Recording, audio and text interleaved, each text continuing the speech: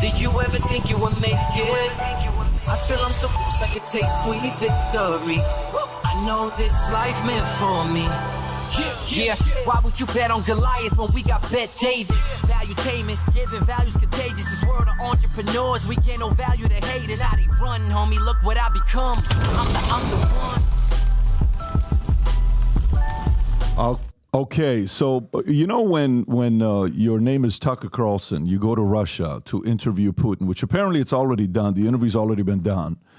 And you get reaction from media in the strangest way where a Hillary Clinton had to be asked the question. And wait till you see what she had to say about it and what she called Tucker and what career she claims that Tucker's going to have next morning. Joe responded to it. Everybody responded to it. And seems to be that a lot of these people in media forget what they used to once celebrate, which Tom will show you guys here in a minute. But that's one of the issues we'll definitely talk about.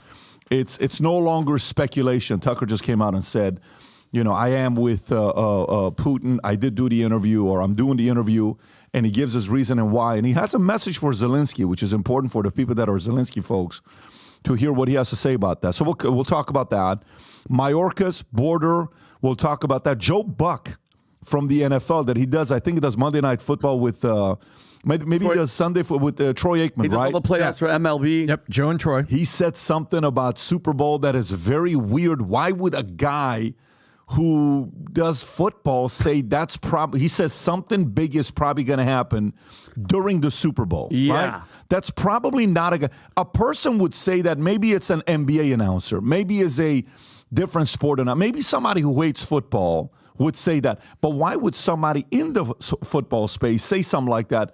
We'll play that clip for you, and we'll talk about that. On the border side, there's a few other things in regards to record-breaking 57% of voters saying U.S.-Mexico border is in crisis. Christie, big news for those of you guys that are diehard Chris Christie fans. The 13 of you guys that aren't listening to this, Chris Christie, not ruling out independent bid. However, there's a key number, folks, you got to pay attention to, and some are saying he's already hit it. He said he would need to see a path to 270. Some are saying he's already across and beyond the path of 340. But that's a different kind of a path he's on that maybe we'll address here shortly. Yeah. Democrats block request to strip tech companies of legal immunity related to child pornography. Okay, Democrats, the Hill covers that. South Carolina, you guys ready for this? for some people listening to this, I don't know if this attracts you to that place or not, but maybe it does. Can you imagine if like 2.8 million people move to South Carolina next month? South Carolina wants to restart, not start, meaning they used to do it, wants to restart executions using firing squads. Yes. An electric chair. True story. We'll cover that. New York NYPD, I think 4 months ago, Eric Adams introduced those RoboCops. Did you guys see those RoboCops in New York they introduced to? Yeah. 4 months later, they're not working. $12,500. They're getting rid of it. There's stories about guys pushing these cops over and they don't retaliate. Can you imagine how funny that is? Forget New York, bro. All right, we'll talk Vegas to see who you got. Wait till you see who gets paid more money than Brock Purdy. It'll definitely surprise you. And 30-second commercials for Super Bowl. Ready? $7 million. Wow. Highest ever. $7 million for 30-second commercial. Super Bowl bets could hit a record-breaking $23.1 billion this year, and I think there's going to be a small little bet here being made as well shortly. Disney, ready for this. Who wins the battle over billionaires on Disney's board? It's actually a very interesting story. Tom, I actually want to get your take on this.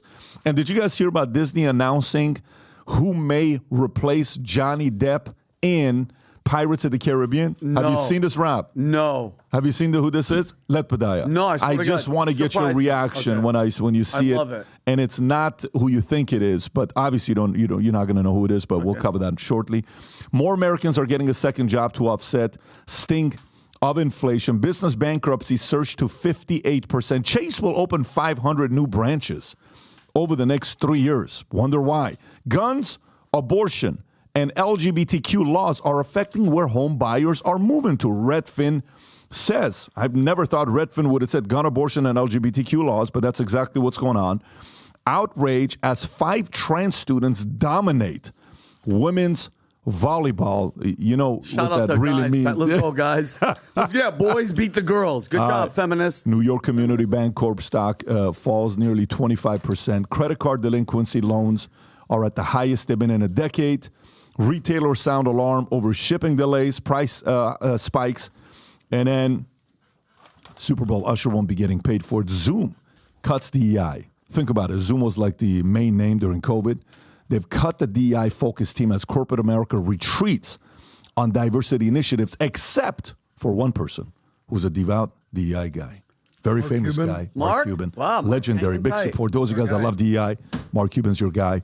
Before we get into it, so last time on Tuesday, we announced anybody that buys the Future Looks Bright hats and the gear, and we said we want 1 million people wearing this gear during these strange times. We want people walking around saying, hey, I believe future looks bright, and getting the reaction from other people when you wear that shirt. At the end of today's podcast, we'll be taking a raffle. We have everyone's orders. We'll take a raffle. 2 people will win a ticket, $750 to come to the Vol Conference. We'll be announcing that at the end of the podcast. And on top of that, today, we have some stuff that we haven't given away. We're continuing this. We sold out of a couple of our hats, by the way, on Tuesday. Instantly, 3 hats sold out. But anybody that buys any of these gears, Rob, can we show this on the camera so people can see it? Pick any one of these hats and one of the Future Looks Bright shirts. Okay, go a little lower. You got the purple one. You got the white one.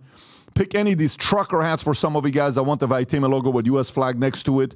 We also got the PBD podcast hat there as well. You pick the black or white Future Looks Bright hat. Choose any of these combination hat and a shirt. You do.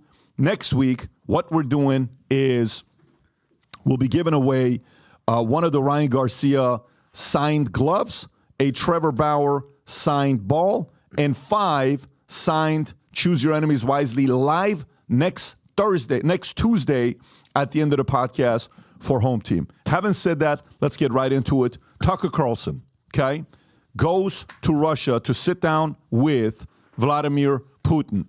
Rob, did you find a shorter version of the clip of what Tucker says? If you can find a shorter version of it, the world lost their minds when this man announced that he's going to Russia to sit down with Tucker Carlson and to sit down with Vladimir Putin.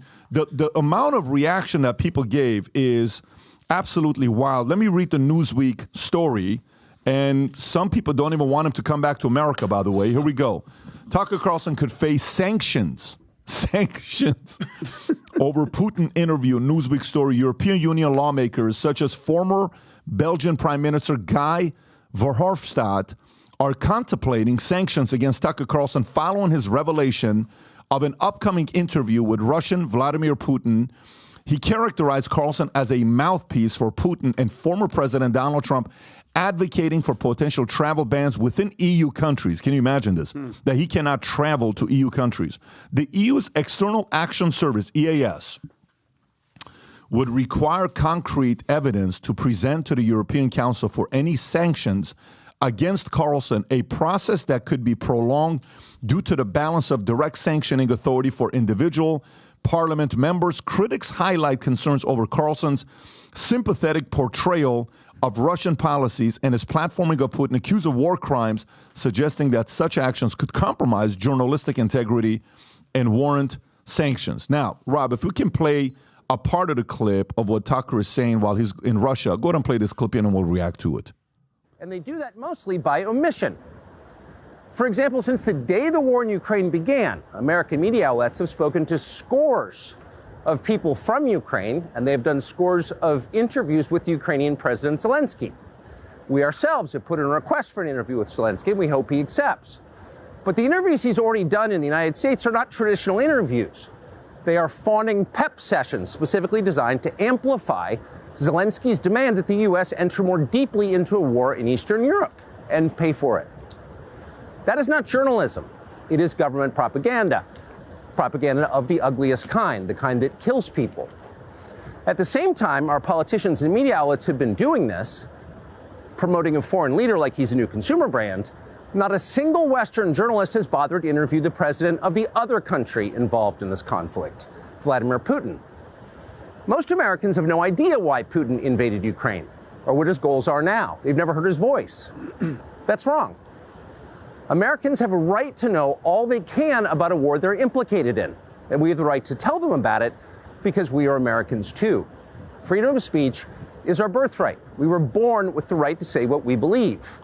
That right cannot be taken away no matter who is in the White House. How do you debate that, right? But they're trying anyway. Okay, you can pause it right there. By the way, while you're seeing this, can you play the Hillary Clinton one? I just want to kind of give the contrast of what here's Hillary Clinton on, I believe it's MSNBC or NBC, whoever it is. Go ahead and play this real quick. Go for it. Is in Moscow right now interviewing Vladimir Putin. Right. The first American, I'll say, journalist to interview Putin since the war in Ukraine began. What does that tell you about Tucker Carlson and right-wing media and also Vladimir Putin? Well, it shows me what I think we've all known. He's what's called a useful idiot. I mean, if you actually read translations of what's being said on Russian media, they make fun of him. I mean, he's like a puppy dog. You know, he somehow has, after having been fired from so many outlets in the United States, I would not be surprised if he emerges with a contract with a Russian outlet because he is a useful idiot. He says things that are not true. He parrots Vladimir Putin's pack of lies about Ukraine. So I don't see why Putin wouldn't give him an interview. She wearing a straitjacket, Pat? She has buckles on her. Like what? So how do you process this, Tom? Where are you at with this here? Well, first of all, remember the first rule of liberal attack in the medium: accuse the other guy of what you're already doing. 100%. She's quoting useful idiots, which was the people that were in Hollywood and the news media when communism was trying to infiltrate in the late 50s and 60s. That's a phrase Karl Marx would use a lot. Useful idiots. So isn't it interesting? Excuse me, let me back up, red line, back up. Intriguing and ironic that Hillary Clinton would use the term useful idiot, number one. And number two, I marvel at the way the left, derives the opportunity to hear another viewpoint, even if you think that other viewpoint is full of crap. And by the way, we used to call that a presidential debate where your guy would be on stage. You thought the other guy was full of crap, right? But we wanted to hear it just the same, didn't we? As Americans, we wanted to hear both sides. We wanted to see what they have to say. And going back 1977, they had a hero in media. Her name was Barbara Walters.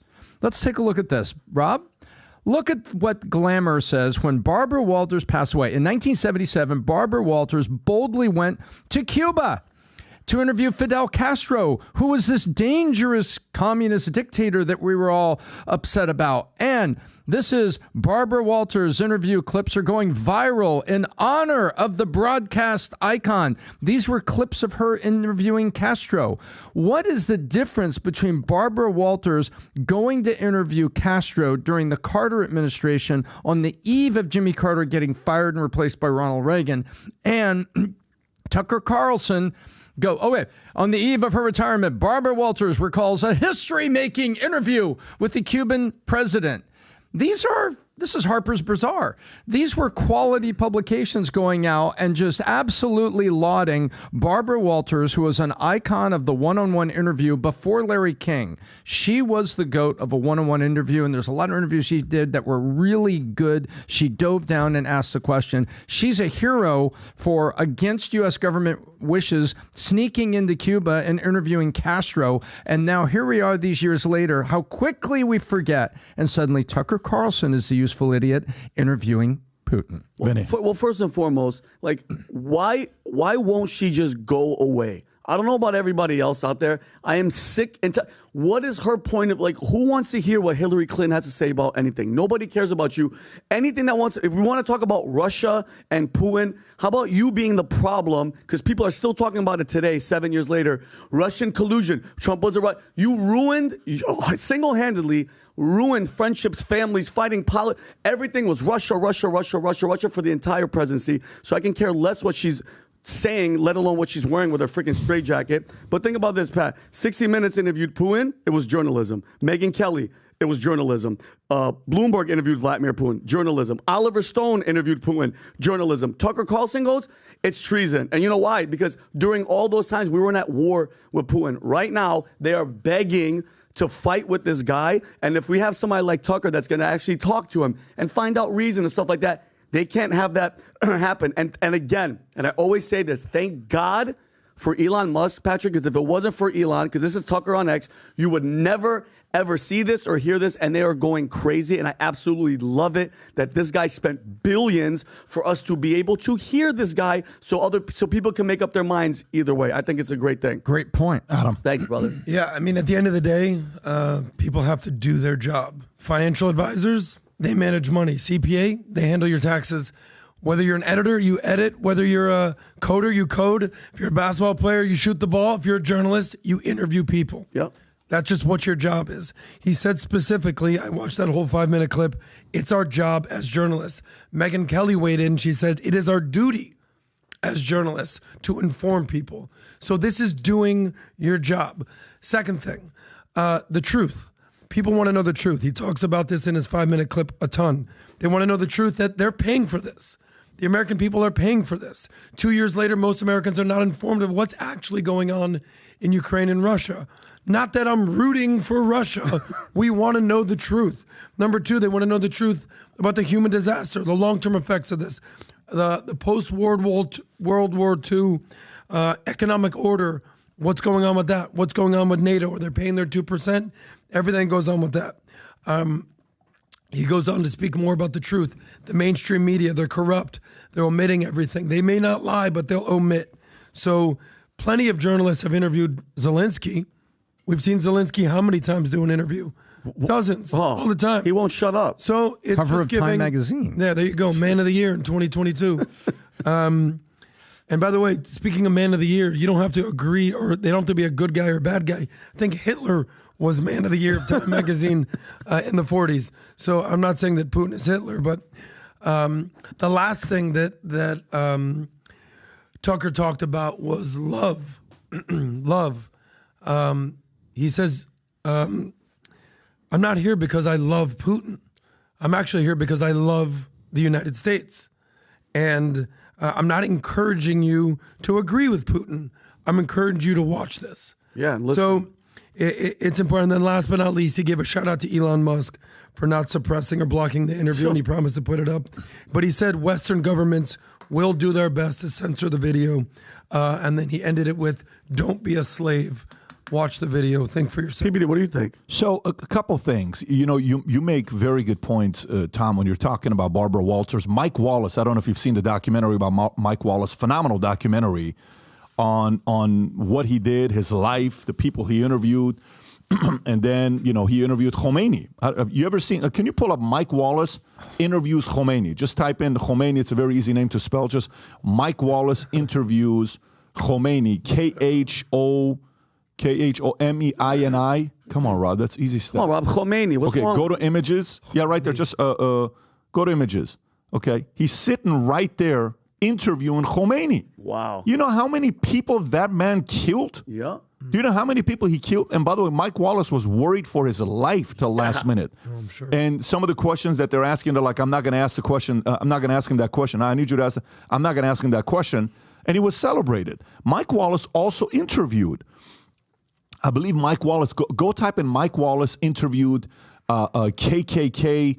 What was the guy's name that he interviewed? He was Eldon Wallace or something. Yeah, right there. Look at this.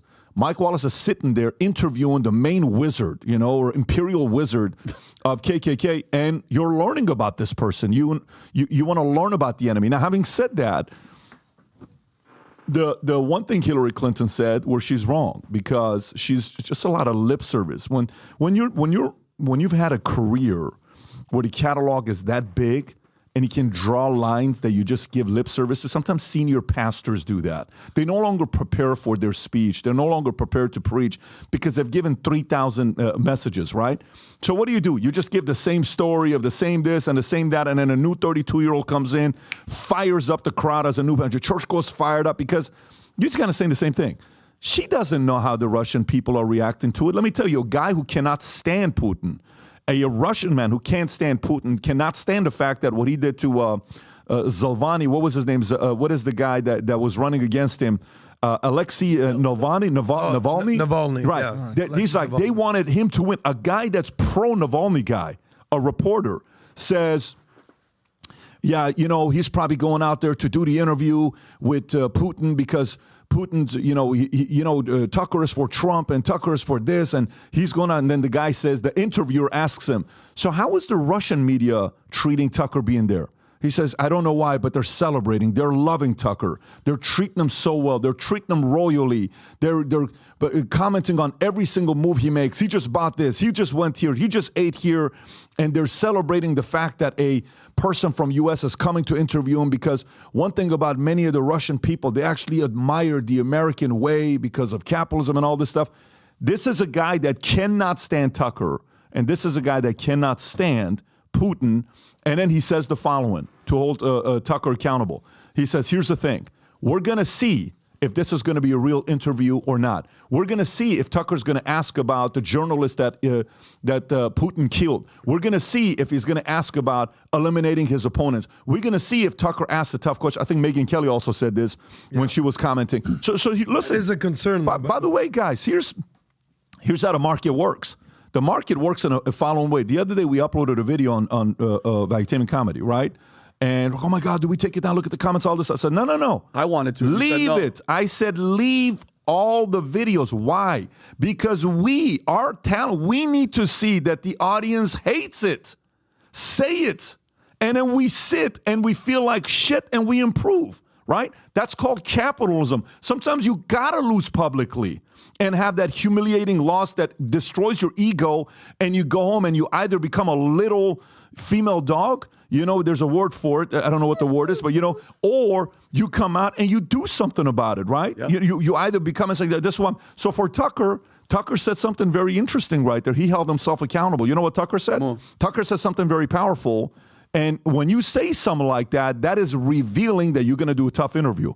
What did he say about Zelensky? What did he say about all the media outlets that interview Zelensky? What was the words he used? Propaganda? He says all they're doing is just doing basic, easy interviews and propaganda, right? Yeah. So guess what, Tucker? If you say something like that, you better do a tough interview with Putin, because you can't say that and then not do that. Fully. So if he says that, that tells you he's asking the tough questions. Now, Putin's a what? Putin's at this phase, when you get to that point, you're a professional communicator. Of course. You've sat down with killers. You've sat down with people that want to take you out, KGB. You've sat down with bosses. You don't think that guy has done some heavyweight sit-downs where he knows? The guy understands optics. The guy understands eyeballs. The guy understands his own opponents internally, the people that hate him in Russia, the people that hate him in America. The guy understands election year 2024. The guy understands how much Biden's going to... The guy understands all of that because Putin is a gangster. Gangsters understand this stuff. His life has been on the line for many, many years. People internally wanted to kill this guy. Morning Joe, can you play this clip on what Morning Joe's reaction has been to this, by the way? Because, again, Karine Jean-Pierre was even asked about it. Watch this one here. Go for it, Rob. A Republican Party that is now doing Vladimir Putin's bidding. Donald Trump always did. Yeah. But the Republican Party now in the House is doing Vladimir Putin's bidding, and somebody that we know, that we used to know, going over, doing Vladimir Putin's bidding, attacking Western journalists, saying if only Western journalists would have come over here and tried to even report fairly on the war. Well, there have been Western journalists that have gone over and tried to report fairly on the war. And they're in jail. They're in gulags right now with the person, because Vladimir Putin doesn't want willy Western journalists going over and asking honest questions, fair questions. He'll let puppets talk to him, but nobody else. You can pause it. Yeah, he'll let us. Okay, by the way, good point. Yep. It's a good point that, going out there asking questions. But now here's He has to ask about this guy, Evan Gershkovich. Let me ask you a question. Yeah. Would you consider Morning Joe a journalist? At this point, he's more of a pundit than a journalist. I think Was he at one point a journalist? No, he was a congressman. I think he's a former congressman, Republican. I came in with the Tea Party back in the day, and now he's a political talking activist. head on MSNBC. So wouldn't say somebody he's a just comments on it. He's not a journalist. He's not reporting. I would, yeah, Well, he's let's not go type in Morning Joe and see how Wikipedia defines who this Joe guy is. Let's go to Joe Scarborough, who, by the way, I think I actually like some of the stuff he says. So if you can go to Joe Scarborough, and read his Wikipedia, is he categorized as a journalist or a pundit? He's an American television host and political attorney, commentator, and former congressman. He's a host, Pat. He's a commentator. Yeah, that's okay, it. can you go to Tucker for a second and type in Tucker Carlson and see what it says about Tucker Carlson? Yeah, go to Tucker Carlson. How does it define who Tucker is? Just go to his Wikipedia. There you go. How does it define Tucker Carlson? Conservative political commentator. Again, commentator. So neither one of them are. So they're just, they see this same thing. Okay, here's the difference, Morning Joe. Got a question for you, brother. You're a good-looking guy. You're well-spoken. You were a conservative who went to a liberal school and you were destroyed the entire time and you kept debating and fighting and getting better at it until all of a sudden you just became a mouthpiece yourself. Hey, have you at all decided to travel out of that behind your desk and go sit down with some other people in other countries and maybe kind of give your angle of the story? Have you done that? Or is it just comfortable going to the same restaurants, the same clubs, the same places? Are you willing to get on a plane and go interview some of these people? I don't know. Did Joe go to the border? Has Joe gone to Maduro? Has Joe gone to Zelensky? Has Joe gone to Russia? Has Joe gone to different places? So maybe you're a glorified podcaster is what you are. Cool. On mainstream media, and that's what you're doing. Meaning you're just kind of giving your opinions and thoughts. Why don't you do something about it? If you think the Western journalist isn't doing it, why don't you go approach these guys? And by the way, maybe he has. Can you type in people Joe Scarborough's interviewed?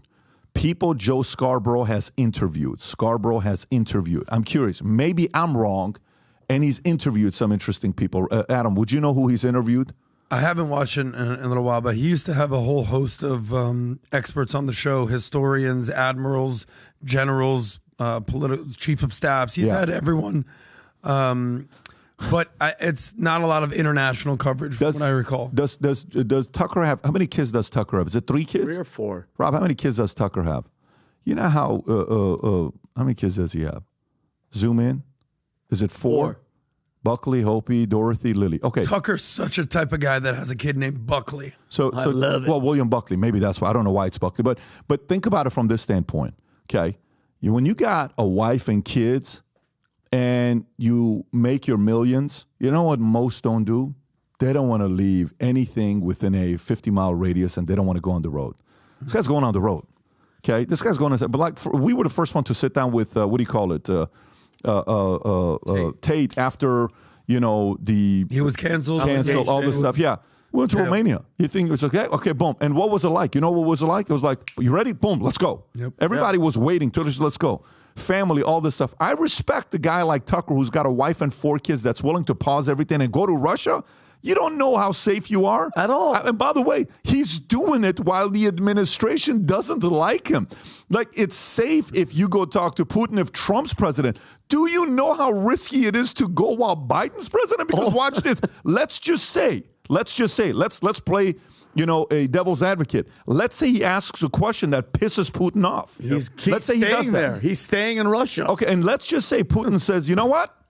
F you. Grab him. I told you don't ask those 3 questions. You ask those 3 questions, arrest his ass. 100% could do it. Let's just say the chance of that happening is 1%. Okay. Let's say it's 5%. Whatever the number is, he arrests him, okay? Putin can say, screw you guys. Watch what you're doing with NATO. You never kept your word, America. Let's say he does that. Do you think Russia's going to release Tucker in 2024? You think Biden's going to go out there and do his best to release Tucker? Hell no. Hell no. To the no. Nope. So the fact that he did this, good for him. Now let's see how tough of an interview it's going to be. That's what it's going to come down to. It's tonight. It's tonight at 6, right? Is that what? I don't know when it is. I'm pretty sure. I'd love to know what security concerns were implemented here. Well, that's a good, Adam. That's a great point you make up. As of right now, though, think about this: Tucker's wife, those 4 kids, the house, everything. Tucker's communication is all under surveillance. Everybody out there should know that. And it's going to be for a while. They're going to be watching his ass, and he's tapped because they already tapped him twice. They were monitoring him. So, Tom. God bless him. Well, and by the way, note to Joe Scarborough. Congratulations in the ratings through December 30th, 2023. You are holding on to 124th place in the total ratings. Are you joking? Of shows on American television. You're joking. And you are only the number 9th most popular show on MSNBC. Wait, are you joking? I am not. Where's that data? I just went to it. I went to Deadline, which is a source of ratings, and the United States television database that says Morning Joe barely garners 967,000 viewers on an average day, 1,067,000 average on Fridays, is the 9th most popular show on NBC, currently trailing in 5th place. And can you send that to Rob, Tom? And number 124 overall on TV. Tom. Joe, maybe go out someplace and get something that people want to watch, and it would actually help your ratings. Tom, can you send that to Rob Gargullo? Go ahead. And you know what's crazy, though? And you know why, right? Because Trump, when Trump was in, that's all they did. All these people only existed because of Donald Trump. It was just Trump and Russia and spy and the phone call and Zelensky and all that crap. They're dying because they have nothing to talk about. Nobody wants to listen to Joe. By the way, so check this out. This thing is going to get more views on one podcast than Morning Joe will get in a year and 9 months. I agree. Let me say that one more time, because if he averages 900,000 times day, 5 million is what? on Friday. 4.5. Yeah. 4.5 times 52 weeks is what? Roughly 220 million. 220 million times 1.5 is around 330 million. The interview on Twitter is going to get probably 400 million views. Bananas. So he's going to get more views on one podcast, Tucker Carlson, Mr. Joe, than Joe's going to get in 19, 20 months. Wow. Yeah, that's what it is. So good for you. You're right. The market is going to decide really if Tucker can be taken He's fighting to serious. maintain that, Pat. Look at that. Those flat ratings. Morning Joe fighting to maintain his place. Well, the market is going to decide whether Tucker is really who he is or if he just talks about it, because with the backdrop of what's going on with journalists, this guy Evan Gershkovich, if you ever look at the Wall Street Journal, there's not a day that goes by that they're not talking about this journalist or giving a tribute to Evan Gershkovich, because he's been locked up in Russia. We saw what happened with Jamal Khashoggi with MBS in Saudi Arabia. Journalist hacked to death. And Tucker's last interview with Donald Trump, it was labeled a softball interview that was interviewed during the debates. So Tucker has a chance to show that I am the biggest, baddest, most credible journalist on the planet, and I'm going to sit face to face with Vladimir Putin, and the market will decide whether he is or not. The one thing I hate, Pat, I don't want to stand this. I know you want to move on. The one thing that I hate that everybody that's on the left always say, Putin's this murderer and he kills. And hold on a second. Guess what? We kill too. I don't know if you guys remember that guy, George Bush Jr., killed over with that war 1 million Iraqis, everybody all together for no war. There was no war. Does Putin have that many bodies under his belt? I don't think. I know he's a bird. He kills people, but we're bad too. Way to embrace your inner Donald Trump, Vinny. What? He's a Republican. What? George Bush Jr. The famous. You think we're so innocent too? Oh, I honestly don't even remember that. But guess what? You don't remember that one? No, Trump? I don't. I'm being genuine. No, but I love he's a killer. Yeah, so are we. We're really good killers. Well, literally listen. what Trump said. Then guess what? I'm trying to sound like Why don't we transition into something more subtle? South Carolina wants to restart executions using firing squads, and electric chairs. Okay, so they're tapping into their inner Russia and some of the names you're talking about here. So South Carolina wants to restart executions using firing squads and electric chairs. This is a Daily Mail story. South Carolina is pushing to reintroduce firing squads and something, prompting legal challenges from death row inmates. Grayson Lambert, representing Governor Henry McMaster's office, argues that courts have never mandated executions to be instantaneous or painless, despite 33 inmates awaiting execution in South Carolina and no executions conducted since 2011 due to drug supply issues. The debate over capital punishment intensifies. Alternative methods like nitrogen gas employed in Alabama face criticism for potential cruelty, with experts cautioning against its use. Alabama Attorney General Steve Marshall defends the use of nitrogen gas in executions, labeling it a proven method. Marshall's remarks come amidst controversy over its efficacy and ethics, highlighting ongoing debates surrounding the implementation of capital punishment methods. Tom, thoughts on this? Well, first of all, apparently South Carolina is concerned that Nikki Haley's coming back. So so interesting announcement comes out at that time. So there's a couple things going on here. I think you've got overcrowded prisons and you've got career killers. Remember, these are not necessarily single single incident killers. These are career murderers, multiple murders, multiples, or have been recidivation rate and then committed another murder. These are people on death row that are basically, serving double life terms. And people like South Carolina are saying, hey, you know what? Maybe it's time to start the executions again. Will this be a deterrent? And it makes a headline where he says, hey, nobody said, you want to talk about painless? Let's talk about the victims. Let's get the coroners in here and the medical examiners and say, how did the victims die? Was that painless? And so maybe it's time, and they talk about cruel and unusual punishment, but let's face it, you're going to be killed. It's not necessarily pleasant.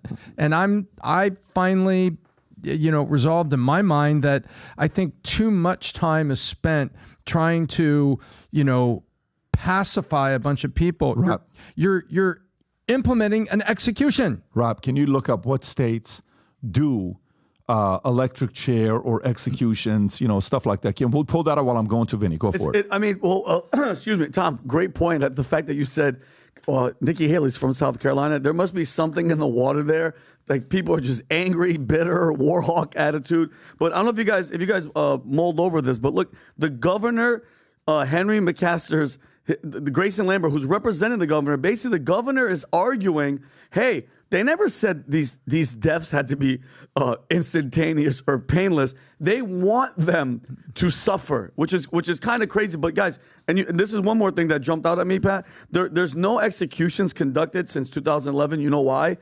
Drug supply issues. They can't get the drugs to kill these Wait a minute, people. let's just go down to Eagle Pass and get fentanyl. We have more than enough fentanyl coming from China at Eagle Pass. I know a guy that can get you guys just fentanyl. Just hit it with... I need 8 ounces of fentanyl by Monday. Exactly. No problem. He's G, but I do... The one positive thing I do see about this is if you're in South Carolina and you're thinking about doing some crazy shit and killing and murdering people, just know, like, these guys are trying to kill you, but not in a humane way. They want to shoot your ass or they want to electrocute your ass. And I don't know if you guys have ever seen, because I have, and I hate it to this day. Have you ever seen somebody in an electric chair? Like one of these videos that it's not good. You ever seen the ones when they don't work and he's just like... Yeah, it was in the Green Mile. I saw it. It's not good, but maybe that could stoke a little bit of fear in these people before they go murder a family. Florida's electric chair was known for malfunctioning. and a governor of Florida, you can look this up, nicknamed the electric chair Old Sparky. Oh, yeah, I remember. He says, we'll just get him a seat in Old Sparky. And the hood, apparently, and I don't know if this Arkansas. Old Sparky and Florida. Apparently, Florida was the one that introduced the hood because, they have... The eyes and stuff pop out. Yeah, there's bad things that happen with your head when you put a lot of heat and volts into it. By the way, do you know they said, we'll cover them with a hood. Do you know how many states allow firing squads? Rob, Google this, please. Very weird. Legal executions firing squad. Google that. Oh, there you go. Look at this. As of 2023, Mississippi, Oklahoma, South Carolina, and Utah used the firing squad for the death penalty. Wow. In 2023, Idaho and Tennessee were debating about using the firing squad. That's like they hang on. Let me see if I can. I'm wondering if this is going to come out of the BizDoc hard drive here. I've not been looking at anything here, but I think the last firing squad execution in the United States was Gary Gilmore in Utah.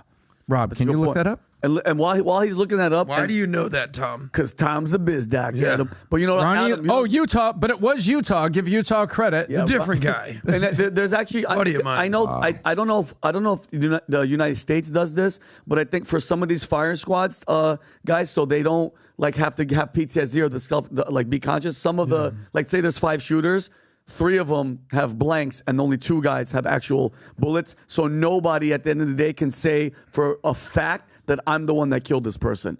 So it actually helps the shooting officer so they don't have to, there's always that question of, did I do it or did Johnny do it? The previous conversation we had, the difference between, American values or Western values or what Putin or something would do. At least we're having this conversation in America of what is appropriate, cruel and unusual punishment, what is considered the right way to implement the death penalty, what is the right conversation to have around capital punishment. Where in Russia, you'll just end up throwing out of window. Yeah. You just end up being poison drink. You end up bullet back of head. Iodine like poison. something's It's gonna even happen more to your creative. head. They sprayed polonium vapor on the back of a dissident.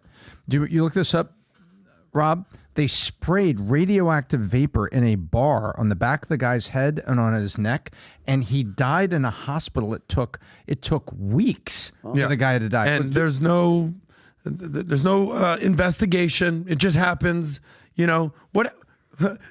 Speaking of this, the biggest news in the world was 6 months ago or so, when the Wagner Group guy basically had to try to do a revolt against Russia. What happened? What was his name again? Anyone? I don't forget. We remember his name at this point. Radioactive, Rob. Okay. This guy. Yeah. Yep, there he is. Yeah. This. Livnenko. No, this is a different guy. This was a dissident. Well, he had from- mercury poisoning? Yes. This guy just ends up dead. Yeah. His plane is shot down. Oh, yeah. The Wagner Group guy. So Prigozhin. Prigozhin. Exactly.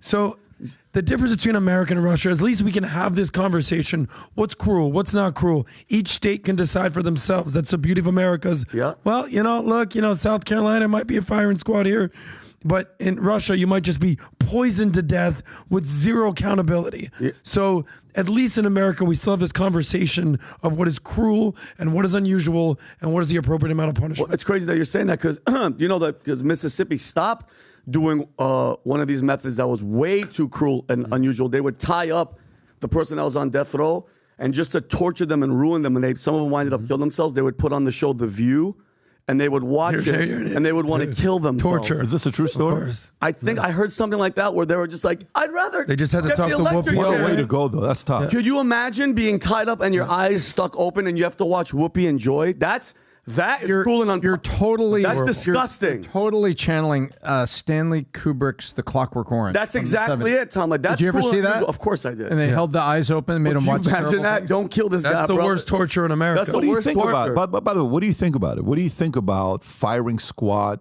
death penalty executions? What do you think about that? It's supposed to be a deterrent. Bizdock out.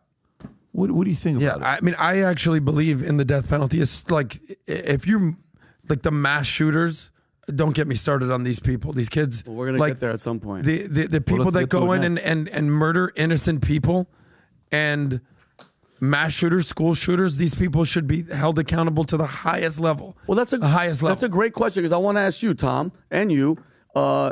In the Bible, I know people always misinterpret the eye for an eye, but if this person is out there and they're killing and they kill a family, okay, and then we have them, Tom, are we supposed to let them live out their life, pay our tax dollars to keep them alive till they die peacefully, or do you think we take action and we actually end this person's life eye for an eye? You take them outside. They talk about the trial. They talk about judging. They talk about witnesses. They talk about valuation. Then they talk about take them outside the camp and stone them. Oh, so, well, because Adam, because I'm telling you, a lot of people have all these opinions until it happens to you. Until your family gets killed and you see this person in court, you're like, I don't just have them killed. Once in a blue moon, you see the parent want to hug the killer, which is... Well, you saw what happened with Jennifer Crumbley. You saw that, right? Yeah, you following that story? I followed it. So jury finds Jennifer Crumbley, the Michigan school shooter's mother, guilty of manslaughter. This is the killing of 4 students in 2021, making her the first parent in the U.S. to be held responsible for a child carrying out a mass shooting a school attack. Vinny, I know you got into this. Go ahead. By the way, this is one of those stories, Pat, like at the beginning where we're like, finally, because me and Adam, we talked about this on many podcasts before. Adam, what do we do with people that are shooters? People said that I was crazy because I said you should hold the parents or the family accountable. No, they got mad at me and you. Parents are accountable if your what? 14-year-old kid breaks a window next door. You have to pay for it. Yeah, so prosecutors say that, Jennifer Crumbley had a duty under state law to prevent her son, who was 15 at the time, mind you, from harming others. Minor. She was accused of failing to secure a gun and ammunition at the home and failing, are you ready for this? I love this, guys, to help to support Ethan Crumbley's mental health. Meaning, Adam, the signs were there. The kid was crazy, and you let him go out there and kill everybody. So I think this is great news because it'll give people in that state a wake-up call. Look after your kids. Don't just give them an iPad and just go in the other room. Pay attention, get involved. And I mean, paramount, first and foremost, lock up your gun. If you have a kid in the house and they take that gun and they go shoot somebody, you belong in jail, 100%. And here's the thing, Adam, the maximum for manslaughter is 15 years. So prosecutors have not said if they're going to ask for consecutive sentences of all 4 convictions, which could mean 60 years in jail for her. This is, again, like we're talking about like death penalty for these killers. How about parents? You better, guess what? If your kid's wearing a trench coat and writing manifestos and going, one day people are going to find out, you better check his ass. Wait, Vinny, we need gun control in the country. We don't need this. It's all that. But wait a minute. What was she failing to control with her child? Hold on one second, Tom. What was to support his mental health. Oh, it is a mental health issue. Yeah, weird. Oh, yeah. I thought it was the gun climbed out of the drawer, and that's why we need gun control. Oh, no. And we need all kinds of things like this. So now it is mental health. Yeah. We do need to look at America's youth. We do need to support them, identify what's going on, and find ways to help moderate their condition. And I was so confused all this time. And great, you just made me think of that too. That same monitoring with the mental health. Guess what? Same, like monitor. Look at them just with the whole trans movement with all these young kids. It's like, hey, talk to your kid. Let them know that what they're going through might be a phase. They might grow out of it. You're confused. Talk to them and then you have like that father in New York. What he wrote? He wrote in a journal. I'm sorry, finish. No, go. But you know what I mean, Pat? Like for instance, get involved with your kids. I know that father is trying to stick up, and God bless him for his 5-year-old trans kid, and then this mother. It's a different situation, but talk to your kids. That's why, because they're disconnected. They're on TikTok and they're all on these apps, and they're like, gay, trans is cool. I could be a boy, I could be a girl. You have to get involved because things like that happen. Jennifer Crumbly tells the juror that it was her husband's job to keep track of the gun. She also said she saw no signs of mental distress in her son. We would talk. We did a lot of things together. I trusted him, and I felt I had an open door. He would come to me about anything. He's saying this. In a journal found by police, Ethan Crumbly wrote that his parents wouldn't listen to his plea for help. I have zero help. This is the kid saying that. I have zero help for my mental problems, and it's causing me to shoot up the school. He wrote in his journal, prosecutors introduced evidence that even Ethan Crumbly texted his mother in spring of 2021 about demons, throwing bowls and other hallucinations, but she told the juror that it was just Ethan messing around. I have asked myself if I would have done anything differently. I wouldn't have. I wish he would have killed us instead. Is what the mother said. This is denial. Wow, but what a great find, though. But like denial is a powerful drug. Yeah, if your kid is saying demons, I'm seeing demons, and I want to shoot up things, you have to get involved, and you can't say, "Oh, we thought he was joking." Nobody kids around. Like, what's that saying? If you see something, say something. Even if it's your kid, you gotta nip that in the bud. Get him help and get him admitted if he has to. It's ridiculous. Just from a bigger standpoint. A lot of words have been thrown around, especially over the last few years, about the weaponization of the Justice Department and how corrupted it is.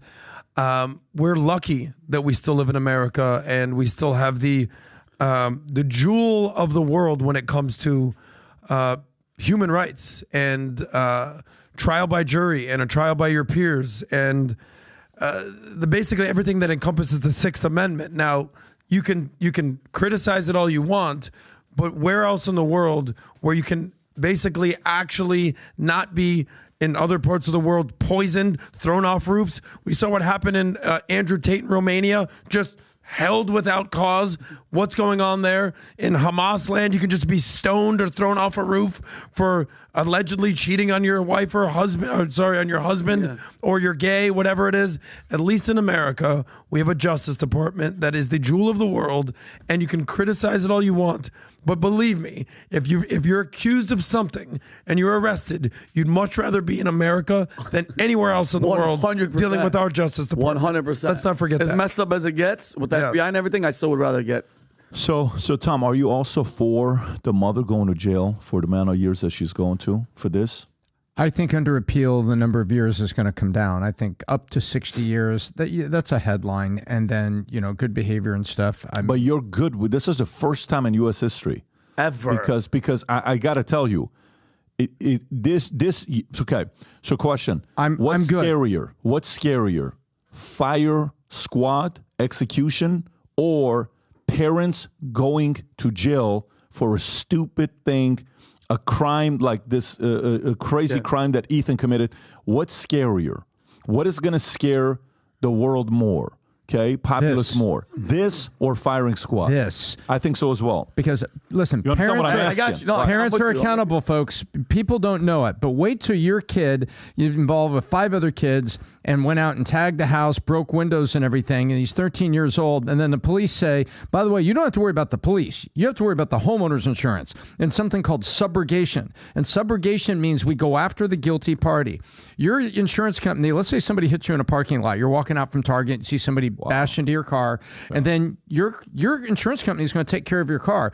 But your insurance company has got people that are going to move heaven and hell to go after that person that ran into your car. It's called subrogation. It also happens. You go to the doctor and you have an injury. They will call you and interview you about where the injury occurred, and the insurance company will go after. So those insurance companies are going to go after the kids that broke up a house and things like this, and then it's going to go after the parents. They're responsible. You have to pay for it. And so this is just the logical end of that. This makes me think about, like, if you're Trojan condoms as a company, right?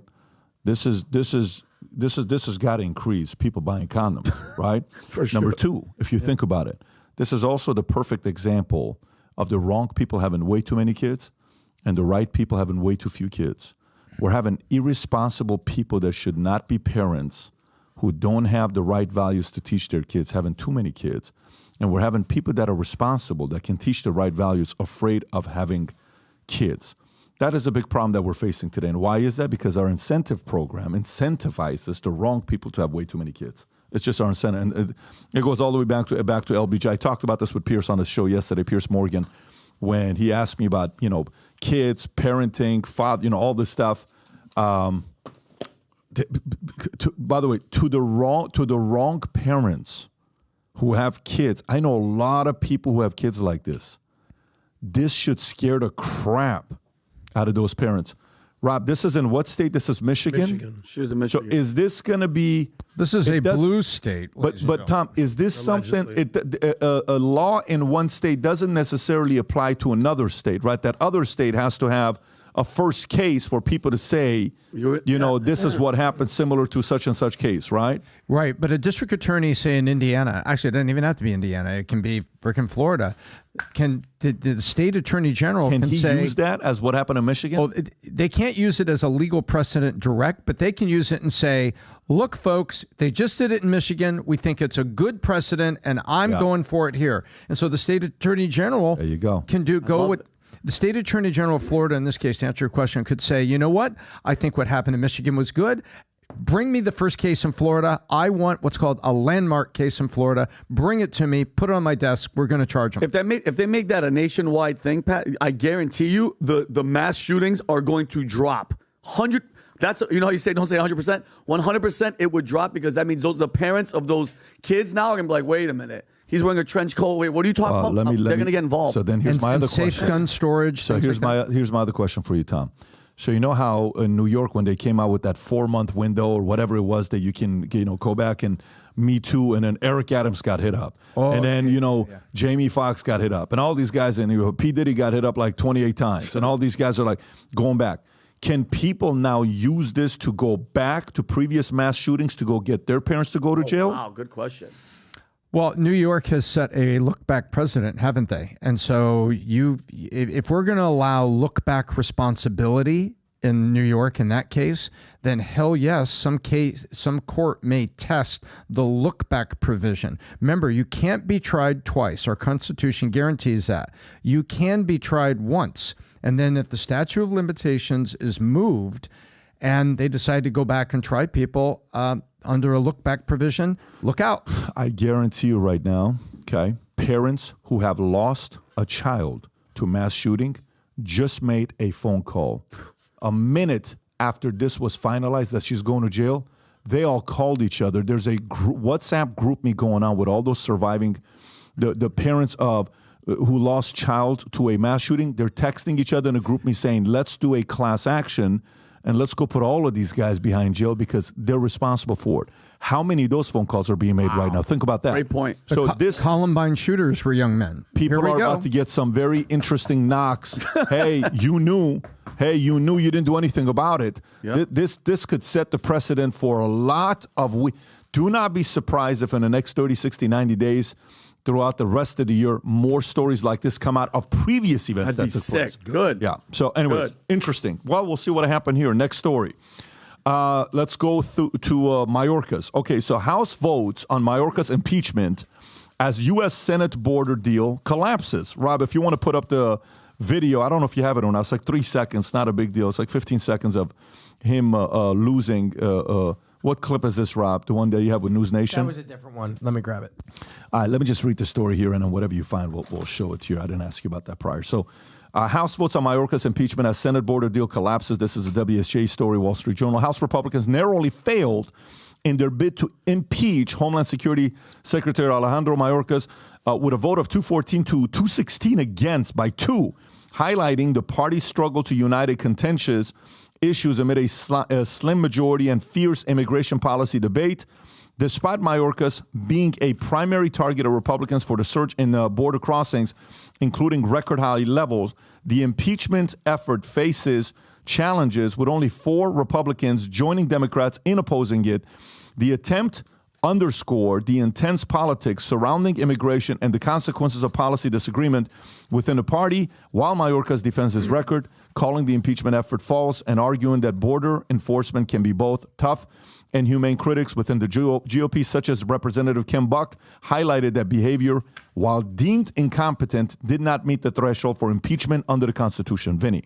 Well, first off, the 4 Republicans that are just staying on the sideline, this is just more proof to everybody out there that it's a uniparty. There's no left, there's no right.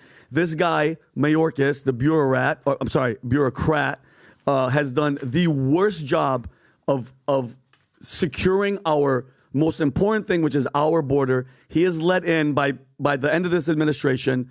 There's going to be at least 20 to 22 million is the real number. And guess what's going to happen? Nothing to him. Zero accountability. You're seeing right now they can't even impeach him. And he's going to have Secret Service protection, just like the other guy, Dr. Fauci, the other rat, for the rest of his life. Our tax dollars are going to pay this guy to be protected because the people know what he's done and what he's doing. And I cannot stand when he's been in front of, and you guys can all YouTube all the congressional hearings that he's sitting there, Howley's grilling him, Graham is grilling him, and he's just sitting there with a smug face laughing at all of us because he knows nothing will happen to him because he's protected, okay? He did his job. Say what you want. He did his job. He did just like Biden's doing his job. He did his job, and I think it's absolutely ridiculous. And I'm going to, once Tom says his thing, pal, I'm going to go into another thing that Mayorkas has been up to this weekend. The part of the quote that I loved from Rep. Ken Buck is his behavior, while deemed incompetent, you know what that means? Did not meet the threshold for impeachment. Unbelievable. So it means he's hiding behind a splitting of a hair is what he's doing. But hey, the guy's incompetent, and he's incompetent about what? About our border, and he's secretary of what? Oh gosh, Homeland Security. So Homeland Security guy is incompetent, and you're splitting it. Well, it didn't meet the threshold for impeachment. You just said he was incompetent. What the hell? A very good point that you're making. By the way, before I come to you, record-breaking 57% of voters say U.S.-Mexico border is in crisis, okay, as a top priority. And on top of that, Alaska National Guard planning deployment to U.S. border with Mexico. The Alaskan Army National Guard has been notified by National Guard Bureau that it is authorized to begin training in preparation for possible mobilization to support the federal Southwest Border Mission in early fiscal 2025. Major General Torrance Sachs of Alaska National Guard said the memorandum directs the Alaska Army National Guard General Support Aviation Battalion to be prepared to deploy 2 LU-872 Lakota helicopters and 20 guardsmen consisting of air crew, maintenance specialists, and other personnel to the border. So it's not just something right now that they're sitting around saying, well, it's not really a big deal. Americans are not happy about it. 57%. Alaska National Guard being asked by National Guard to go to it. Adam, your thoughts on the story, the whole thing? Well, we know that the situation at the border is a freaking disaster. Our immigration system is completely broken. This is nothing new. But if we learned anything from the Trump administration, if we're talking about this guy Mayorkas and getting impeached, for how many times was Trump try to impeach him? 2, 3 times, whatever it was. Yeah. We had to learn something from that, though, guys. What did we learn? We learned that in order to impeach somebody, that you must they must fit the crime of high crimes and misdemeanors. That's what it comes down to. You've heard this a million times. High crimes and misdemeanors. High crimes and misdemeanors. What the hell does that mean? So one of the guys who actually, one of the House Republicans that actually voted not to impeach Mayorkas, his name is Mike Gallagher. He's a Republican out of Wisconsin. He actually wrote an editorial in the Wall Street Journal as to why he didn't want to impeach Mayorkas, who's nobody's saying that he's doing a great job. Great? He's not doing his job at all, Adam. Well, it's period. But here's where you're wrong. Go ahead. Because he actually is doing his job. And this is what it comes down to, is that it's not high crimes and misdemeanors because he's actually enforcing the Biden policy. So here's where it gets into the nuance of why he did not impeach him. Because you're like, oh, he sucks at his job. He does. His job is to follow policy, is to follow the law. At the end of the day, the law of the land is an open border policy implemented by the Biden administration. So the biggest person that we should be yelling at, that we should be, shouting our fists at in the air is not Mayorkas. He's actually following the policy. He could quit, Adam. It is Biden. If he has a conscience and a soul, he should quit. Listen, hold on a second. Yep. Because he's been with Biden since the beginning, where he was sitting in Congress, and there's a famous speech where Biden's like, hey, bring everybody in. He goes, I want everybody to be of Eastern European stock, and Mayorkas is sitting in there smiling with him. But just another fun fact, I want everybody to know this. The Eagle Pass, where those thousands and thousands were coming every single day. Of course. And the government was suing, that Biden, fist in there, Biden was suing them to take it down. Guess what? Since the barbed wire's been up, it went from a couple thousand. Guess how many has been crossing since then? 3. Think about this, everybody. A little razor wire stopped the entire migration, people illegal crossing. So you know what? Instead of that $118 billion that they want to send to Ukraine and all this shit, time out, spend a couple $100 million, put razor wire everywhere. The hell with the wall. Put razor wire on top of razor wire on top of razor wire. It's working. Look at this. Eagle Pass border crossing dumped to thousands per day to 3. Awesome. Guess what? You don't need to be a freaking rocket scientist, but to know the government is suing Texas because it works. So Mayorkas, as much, Adam, I get what you're saying though. Guess what? If you have a conscience, if you have a soul, guess what? I'm stepping down. I can't do the dirty work for you guys anymore. No matter how much of a bureaucrat, no matter how loyal he is to the party, get the hell out of here. Dude, I'm with you 100%. What's happening at the border is a freaking disaster. I'm just giving you the rationale from the Republican congressperson why he did not vote to impeach him. He basically said, they used a term that I've never heard before called maladministration, basically bad policy. Mm-hmm. So can you impeach somebody from bad policy?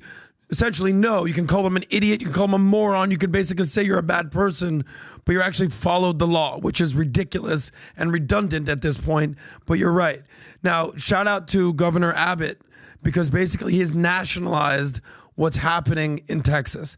Now the people in New York, you see Eric Adams comparing himself to Jesus at this point. You see what's going on there. He's shipping them off to Chicago, sanctuary cities. This is the number one issue in America right now. It's no longer inflation. And the only problem is it's not going to be solved. Why? Because Donald Trump doesn't want them to solve it right now, because this is a campaign issue. This is the biggest campaign issue for him. This is what's going to allow him to say, I told you so. I alone can fix it. What was his latest tweet that he talked about this? He said, if you want a really secure border, your only hope is to vote for Trump in 2024.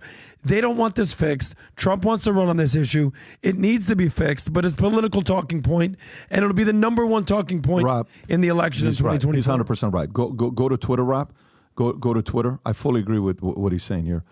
So with me? Yeah, of course. Zoom in. So zoom in, go to the bottom one right there. Click on that one right there, that tweet. So I tweeted this yesterday. Republicans got pissed saying, why are you giving a strategy? I'm like, this is exactly.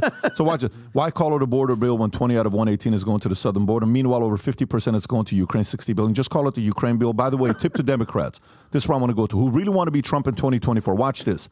A 6-7-step program. Actually use 100% of it towards protecting the bill. It'll shock the Republicans. Number 2, suspend all asylum and immigrants coming to America for the rest of 2024. Number 3, build even a bigger ball with the $118 billion to make it nearly impossible to cross.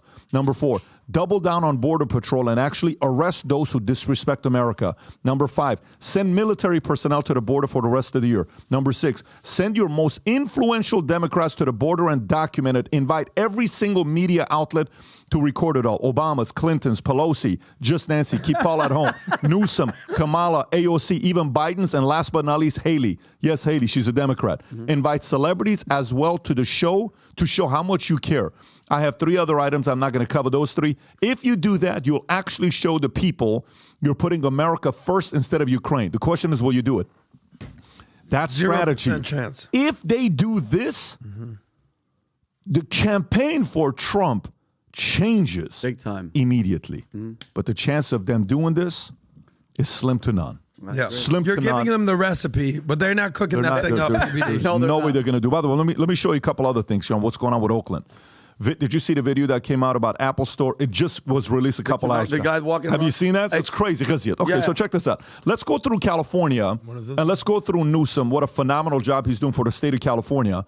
And before I get into telling you what's going on with California, this is just another day in Oakland. This is yesterday. Go ahead and play this, Rob. Oakland, California. The mall? They're not doing nothing. And by the way, in front of everybody, boom. Oh, he's by himself. Dude ain't even wearing a mask. And no one is doing guy don't get nothing. Nobody, look. By the way, that's already, I think, 14, 16, 18, 19. Look at it. 19, that's 23. Oakland. Right there's $35,000 right Oakland there, in the $40,000. Oakland in the house. This guy's efficient. He's And doing guys, his watch thing. what the other guy's doing. Nothing. She's just making a phone call. Hey, babe. Hey, babe. Where do you come want to on. eat lunch? Yeah. Boom. I'm out. And there's a cop outside. There's a cop car out there. Oh. What the hell? Nothing. Dude. Gets in his car. Oh, Guys even- even recording it, he's documenting it. double Now, parked. watch this. Watch this. He's Watch going to this. get caught. Newsom sending 120 California Highway Patrol officers to Oakland to crack down on alarming crime surge, okay? Alarming crime surge. Like, I wonder why. Maybe because it's okay to do so in many parts of California. It's called bad policies have consequences. So California Governor Newsom responds decisively to the surge in crime in Oakland by deploying 120 Highway Patrol officers, saying what's happening in this beautiful city and surrounding area is alarming and unacceptable, right? This deployment signifies a monumental increase in state law enforcement presence, constituting a 900% surge in personnel, aiming to address the significant rise in violent crime, robbery, vehicle theft rates observed in 2023 with increases of 21%, 38%, and 45% in robbery, vehicle theft rates, respectively, significantly surpassing other urban centers in California. By the way, on top of that, Oakland locals saddened, disappointed after Kaiser warned staffers to stay inside at lunch over crime worries. Okay, I'm not going to read all of these for you. I'm just going to give you the headlines, okay? I mean, California is shocked by electric bill rate hikes like you're getting punished, Californians. And many California residents, such as 90-year-old Dorothy Lovell and Rebecca Gallegos, expressed shock over soaring utility bills, with Lovell describing it as almost like you're getting punished, and Gallegos stating she was blown away by her $162 increase. Jeez. Increase.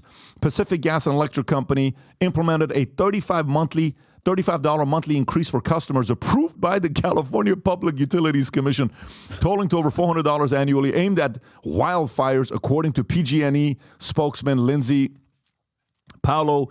PG&E offers assistance programs, relief assistance, et cetera, et cetera. So California, a mess. Oakland, a mess.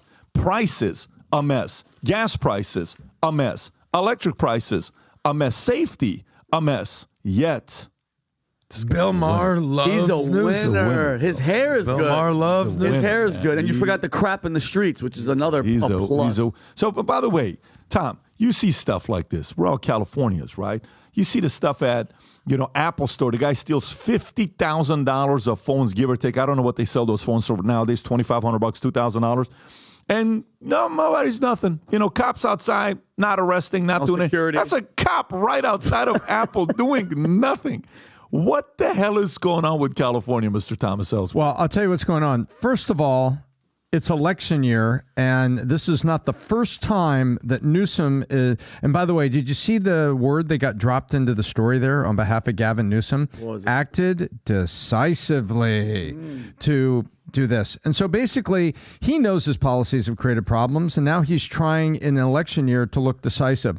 He also, about 4 or 5 months ago, we had the folks from England on the show that were talking about recovery from trans, how he had come back. Yep. And one of the things he pointed out was that Newsom had recently passed a bill that enhanced sanity and with regard to custody in the courts. Remember that? He came sweeping in and did that. And he came sweeping in and said, driverless trucks need to have a co-driver for safety on the roads. This guy is creating problems, and then in an election year, sweeping in to make himself look like he's solving them. That's what's happening in California. The thing on the electric bill tax, how long the state of California has been in bed with PG&E and didn't have them upgrading all that equipment with those long high-tension wires that go through the forest that were arcing and creating the fires. That was aging equipment. Guess what? Now everybody in California gets to pay for it. This is a failed leader. This guy is coming out here feigning, that he's out there trying to help and be your hero. He's not. He's created the problems. He's perpetuated the problems. And now, it's election year. I'm sending 120 highway patrol guys to come help you. Wait a minute. This is not Somalia. Oakland has a police force. Greenlight them to do their job rather than handcuffing them and not allowing them to stop what they regard as petty theft. Petty theft, remember in California, that if it was under $1,000, it's okay? So when they break a window in San Francisco, right there. Okay. Break a window in San Francisco, grab a backpack. Hey, that's only $1,000. That's petty theft. And what do? You get rampant crime. This guy, that's not petty theft. This guy just committed grand theft, which even in California is $5,000. That's grand theft. 5 iPhones is at $5,000. That's grand theft. Just greenlight the Oakland Police Department to do their job rather than handcuffing them in a state that still has this underlying, defund the police thing. And now Gavin Newsom is sending highway patrol people from Sacramento to go help Oakland. Just let the police department do their freaking job. My question to you is, Tom, going all the way back, Adam always says follow the money. So I'm trying to follow what in your right mind as a governor, I get to defund the police, but what is why are you trying to let it so okay for them to steal and no security can chase them? I mean, remember that Zoom that he had? It's redistribution. It's socialist redistribution. They want them to steal. They're incentivizing them to go and do it, and you're not going to get in trouble. I feel like California is the epitome of your feelings matter more than facts. Yeah. I feel like California is just this. It's the most beautiful state in the union. We get it. It's gorgeous. The mountains, the oceans, the beaches, the highways. It's so beautiful. But then when you peel back the curtain, so to speak, and you look at the actual data and the facts, it's a freaking disaster. Everyone I talk, I'm the only one here who's never lived in California, right? I've spent time there, but I'm a Florida guy. I didn't really realize, I tell the story all the time about how me and Ricky would always argue about politics, what have you, because I didn't fully understand what an absolute shit show it is, literally, out in California. I had no idea. It's different if you go on vacation for a week or two, you go to LA, you see what's going on. Yeah, you're not go to the beach, no big deal. You go to a couple parties, go to Malibu. Yeah. You're not living there. You're not stepping over homeless people. You're not getting robbed Mike Malika was over here the other day. He showed us a video of a guy in his house that day robbing his house. Privately. He showed that afterwards. Okay, sorry. I don't know. That was a private thing. But he talked about it. Yeah. He basically said California is like an ex-girlfriend that you can't escape. It just seems like a slow drip of stories of see what they did here in California, see what they did here in California, you see what's going on here, see what's going on here. And then at what point are people just be like, if someone pushes you and pushes you and pushes you and pushes you, at what point are you gonna be like, dude, get the fuck off of me? And you want to trip out too? Because I have conversations because I lived there for almost 20 years, right, Adam? I'm getting texts in a group text with me and Brady of liberal, like, you know what they're saying to me?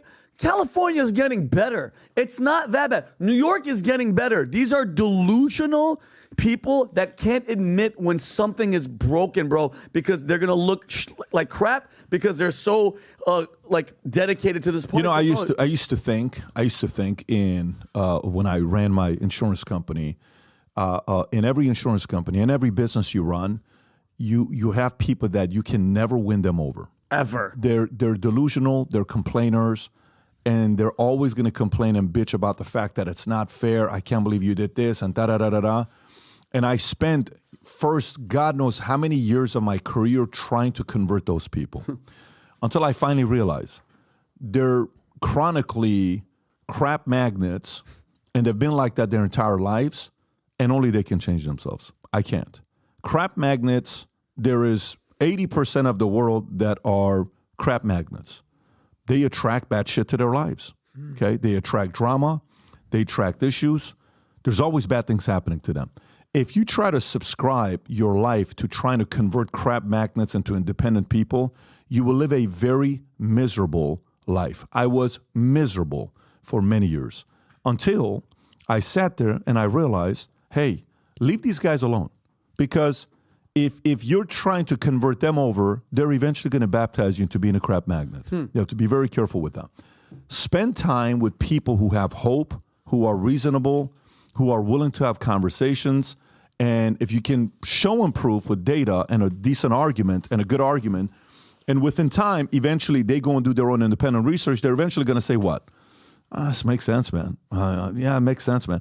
When I first started talking about Texas to my guys, they're like, this guy's out of his mind. I'd never live in Texas. You're out of your freaking mind.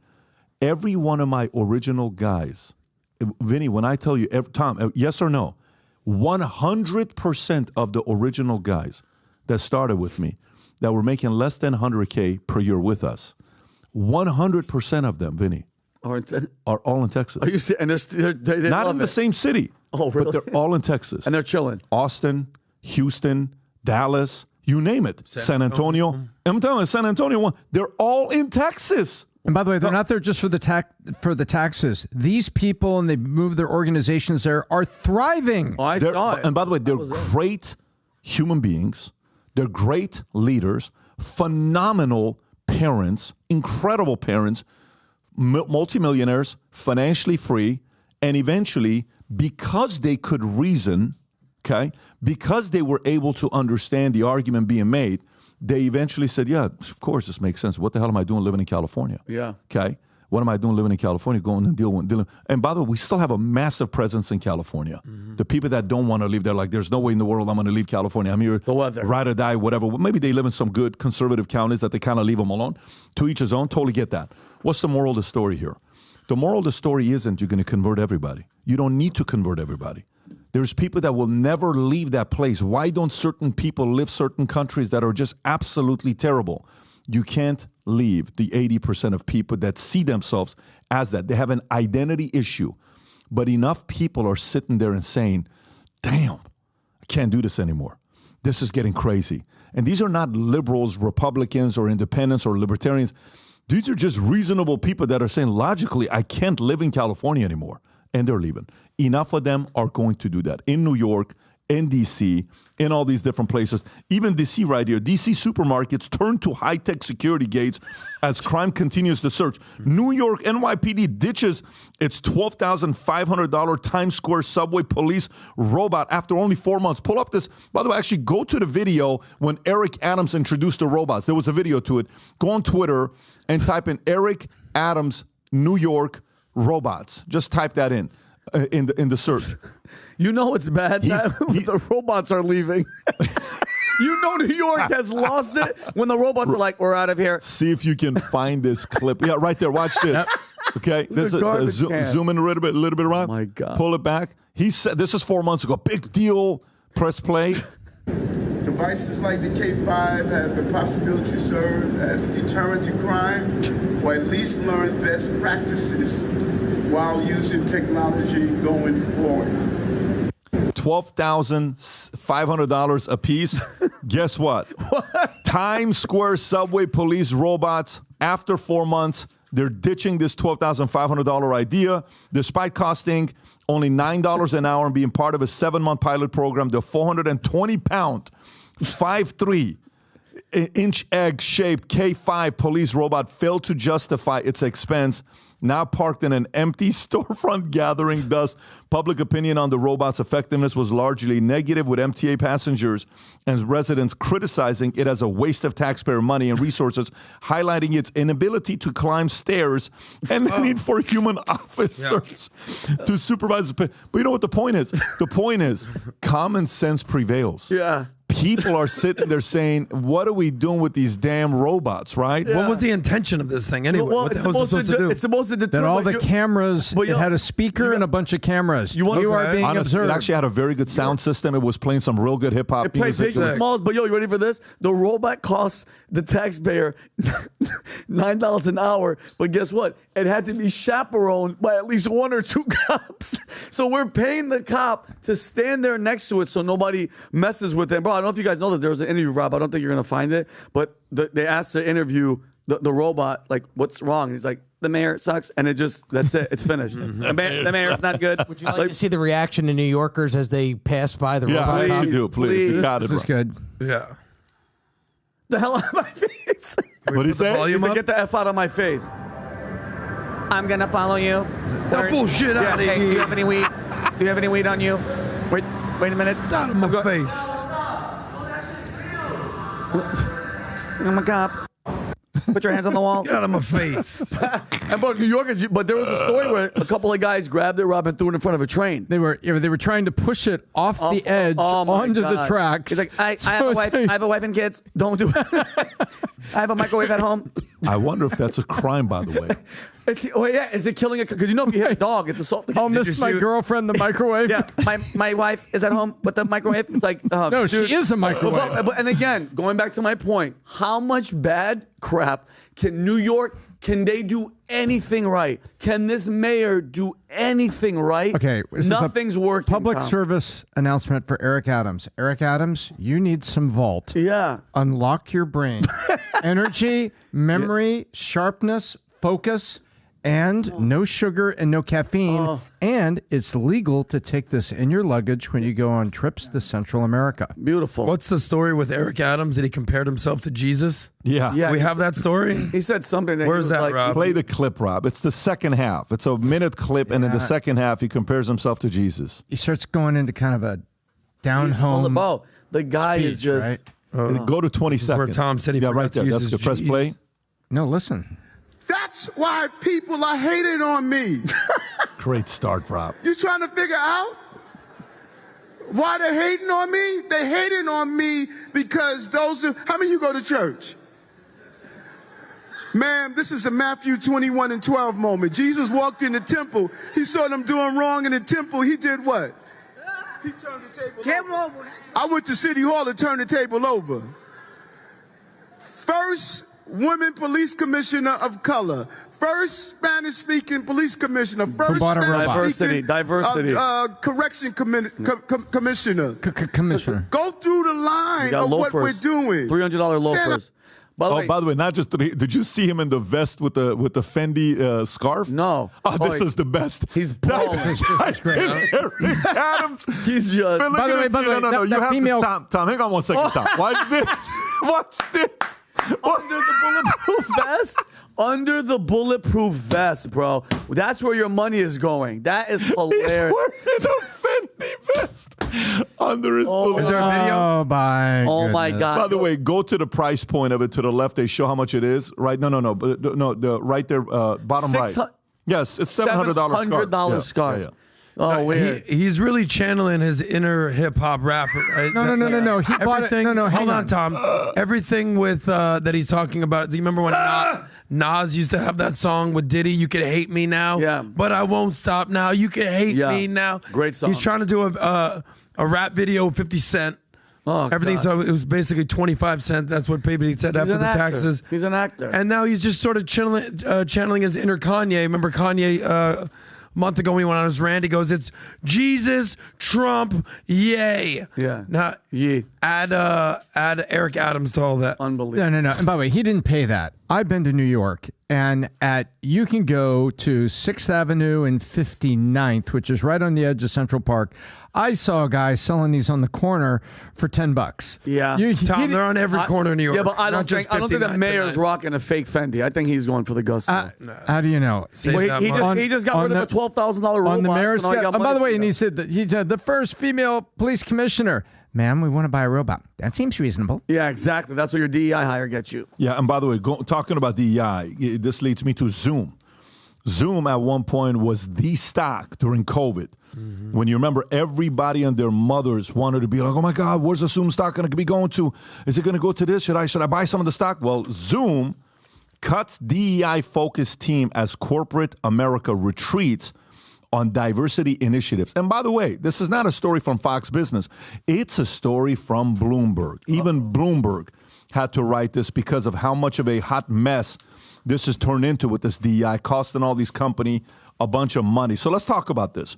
Zoom Video Communications, Inc. has disbanded its teams dedicated to diversity, equity, and inclusion initiatives amidst recent layoffs, opting to engage external consultants for a broader approach to inclusion, with Chief Operating Officer Aparna Bawa noting Zoom needed to change its approach to DEI, as revealed in a memo, while reaffirming the company's commitment to DEI endeavors. This move reflects a wider trend of corporate America scaling back on diversity initiatives in the face of conservative scrutiny, with companies like Pfizer, BlackRock, revising their policies, and Tesla removing the language supporting minority workers from regulatory filings, driving by criticism from prominent figures, including Elon Musk and investors like Bill Ackman, amid a contentious debate surrounding the effectiveness of DEI strategies. First of all, Bill Ackman is not a conservative. This is not a conservative scrutiny.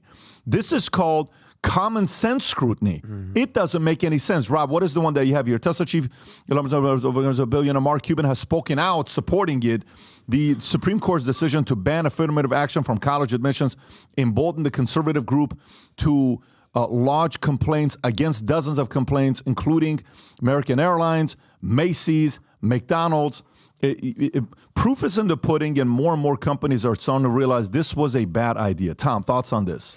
It is an amazing thing when public companies that have to file quarterly reports and show earnings and show progress suddenly sit back and go, maybe we just want to do this based on merit, and kind of close your eyes during an interview and just ask people and interview them and find out if they know how to do the job, find out through references if they did a good job at their last job. I don't care if they're a 4'5" Martian. If they can do the job, let them do the job.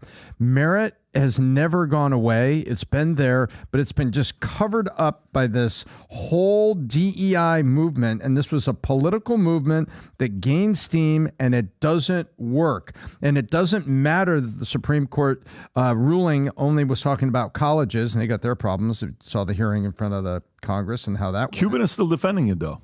You've still got islands, and I call Cuban's like the rock in the stream. He's the guy, the rock's sticking up in the middle of the stream. The water's going by. He doesn't seem to care, and it didn't work. And he's trying to make his point, and he's trying to do all that. And you still have those things, but there is common sense is coming back. If you know how to do your job, you're good at doing your job, then I don't care who you are, what you look like. Don't impose it on other people. Just do your damn job. We've got an earnings report. And I think the common sense is coming back, but it's being led, Pat, by the winds of capitalism blowing toward merit and ability and accountability. Mm-hmm. And you can't erase the sins of the past by implementing sins today. That's something that we need to take note of. That's a T-shirt. Thank you, buddy. I like that. I think, we can acknowledge what happened in America prior to 1964 and say, all right, we definitely had some systematic stuff that needed to be addressed. Why do I say 1964? Because that's the year the Civil Rights Act basically came out, okay? 1964, landmark civil rights case, basically said that you can it prohibits, and I'll read it word for word here, prohibits discrimination on the basis of race, color, religion, sex, or national origin. It prohibits it. That is systematic. You talk about systematic racism. That stopped in 1964. Vinny talks about all the time. You can't erase racism. People are going to be whites are going to be racist, blacks are going to be racist, Asian people, Latino, like people are going to be people. But systematically, there's nothing in place mandating this. So DEI is basically trying to reverse the patriarchy. Who's the patriarchy? White men that started the country. Oh, you mean white men like George Washington and Thomas Jefferson and John Adams, people that basically started our country? Yeah, those guys. Yeah, no big deal about those guys. But the whole conversation that DEI is the exact opposite of this, because this is basically saying prohibiting discrimination. This is encouraging discrimination on the basis of race, color, religion, sex. It's just encouraging not hiring straight white men. Yep. And Tom, you're screwed. You're screwed, buddy. So let's just go back to what this Civil Rights Act was for and start living that kind of life. And based on meritocracy. You're absolutely right. Well, listen, more and more of these stories come out, more and more validates, common sense prevails. But for a few years, dumb ideas fool tens of millions of people until common sense people who are relentless keep pushing back. Okay, do we want to go into... let's go to the Disney story. So who wins the battle between the Disney board? There's a lot of stuff going on here with Disney, and it's not slowing down, and it's just more and more drama for Bob Iger. So who wins in the battle over Disney's board?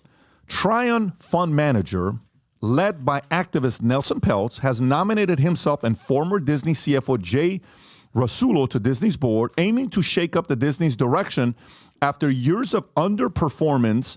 Tryon, holding nearly 2% of Disney's shares, seeks to replace two current board members, Maria Elena Lagomasino and Michael Foreman, with Peltz and Rasulo replacing them. Blackwell's Capital, another activist investor, has proposed its own slate of 3 new directors in response to Tryon campaign, alleging that Tryon motives stem from hostility towards former CEO Bob Iger rather than genuine concern about Disney's performance. The outcome of the proxy battle will largely depend on institutional investors as they hold the majority of Disney's shares, while individual investors and company insiders have a smaller stake. Their vote could still influence the final decision in the ongoing struggle over Disney's board composition. Disney activist Blackwell's proposed splitting up the company in proxy. Again, same story. Blackwell's floated the idea of Disney separating its own real estate, which it says they represent about 44% of its market cap, cost, into independent publicly REITs, or a series of investment vehicles in which the shares can be distributed to shareholders. Anyways, with all the stuff that's going on here, you would think Disney's learned from all these flops back to back to back on what they're going to do. And by the way, if Disney really wants to make a big comeback, guess what they would do? They would go get on their knees and beg a man named Johnny Depp.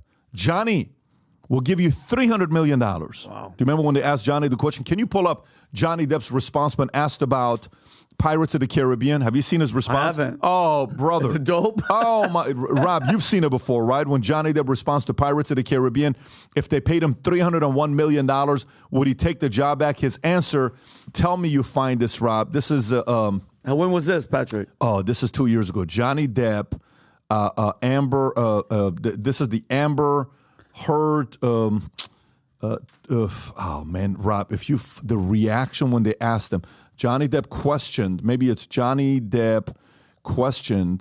well, Tom, before I go into that, Tom, can you give some thoughts on what's going on here with the Disney's board? Because obviously Tryon, I think they're the 6th largest institutional holder of shares in Disney, and he's a multi-billionaire. There's 2 guys that are fighting for this.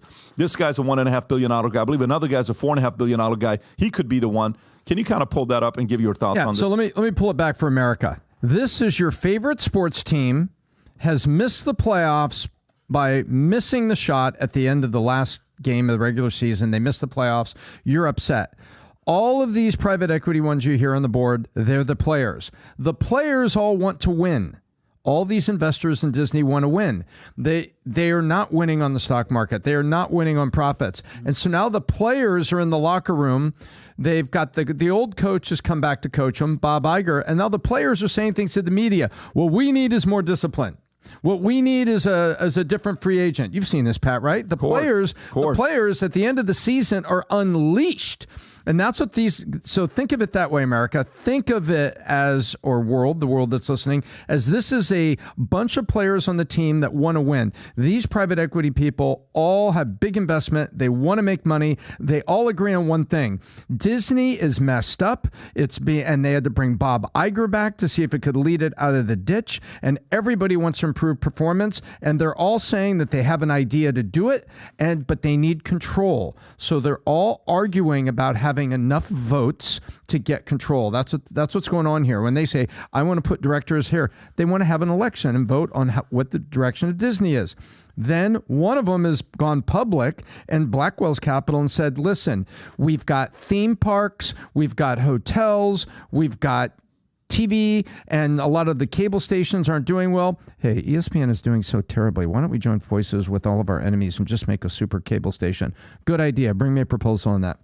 And they're trying to say this is the way to fix it. They just want to make money. All these folks just want to make money. By the way, Disney is a mess. Check this out. Watch the stats. October of 2005 is when Bob Iger becomes CEO of Disney. October of 2005, which is what, roughly 18 years ago, he becomes CEO, right? At the time, Disney's worth $47 billion. He becomes chairman in 2012. Company's worth $90 billion. Wow. Okay. He steps down as CEO and executive chairman February of 2020 at the top, $328 billion. Crushing it. Whew. Absolutely crushing it. This is Disney Plus era, right? Then 2021, he steps down as executive chairman, returns as CEO in November 2022. 2014 valuation of Disney was $160 billion. 10 years later, 2024 valuation of Disney is roughly $170 billion. In 10 years, valuation increased only $10 billion, okay? That's not a good thing. That's 5% increase of the company's valuation in 10 years. By the way, that's like putting your money in a savings account at a bank. That's the kind of returns Disney brought. Is that correct or no, Tom? That's exactly right, and that's why all these investors are pissed. So then Nelson Peltz, who owns Tryon Partners, his net worth is around $1.5 billion. He's a number 6 institutional holder. There's another guy also, Ike Perlmutter, who is a $4.5 billion guy. He sold Marvel to Disney. He's one of the biggest shareholders. He owns a ton of equity. He's a pro-Israel guy, conservative guy himself. At this point, you know who owns the most Disney shares? Institutional. Right now? Vanguard's number 1. Really? They own 8%. Weird. BlackRock is number 2, 6.6%. State Street is number 3, 4%. But the biggest owner in the last couple months of Disney, Warren Buffett? No, not at all. It's actually South Park is what the biggest owner is. They've owned Disney and Bob Iger with the clips that they've done on them. Okay, so now all this going on, like, okay, maybe they should bring Johnny Depp back. Hey, Bob, you've lost so much money the last couple of years. The valuation went from $328 billion to $170 billion. You've lost $160 billion of valuation the last 2.5, 3 years, give or take. Guess what? Go pay Johnny Depp. Pay him $500 million.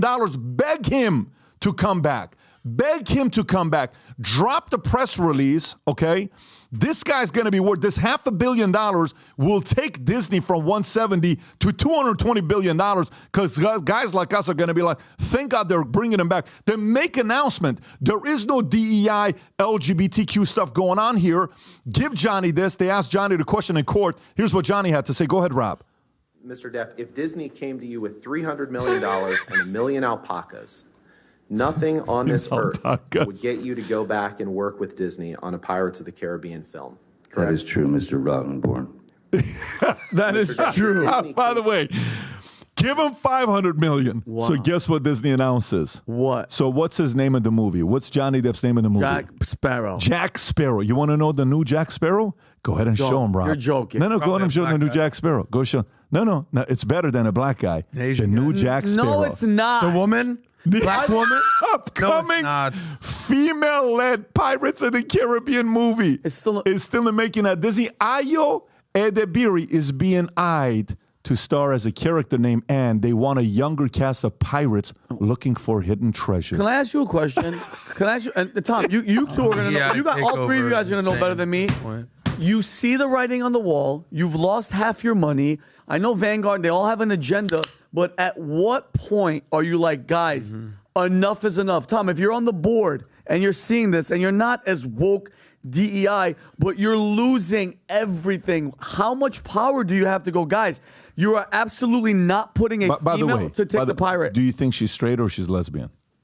I don't know. She's a lesbian. She's like, okay. She was asked in January 10th of 2024. There we go. While discussing her role as lesbian character, Josie and Bottoms Edebiri told, I don't know if she's a lesbian, she played. Senator Rachel's going to talk lesbian fight comedy. Rachel.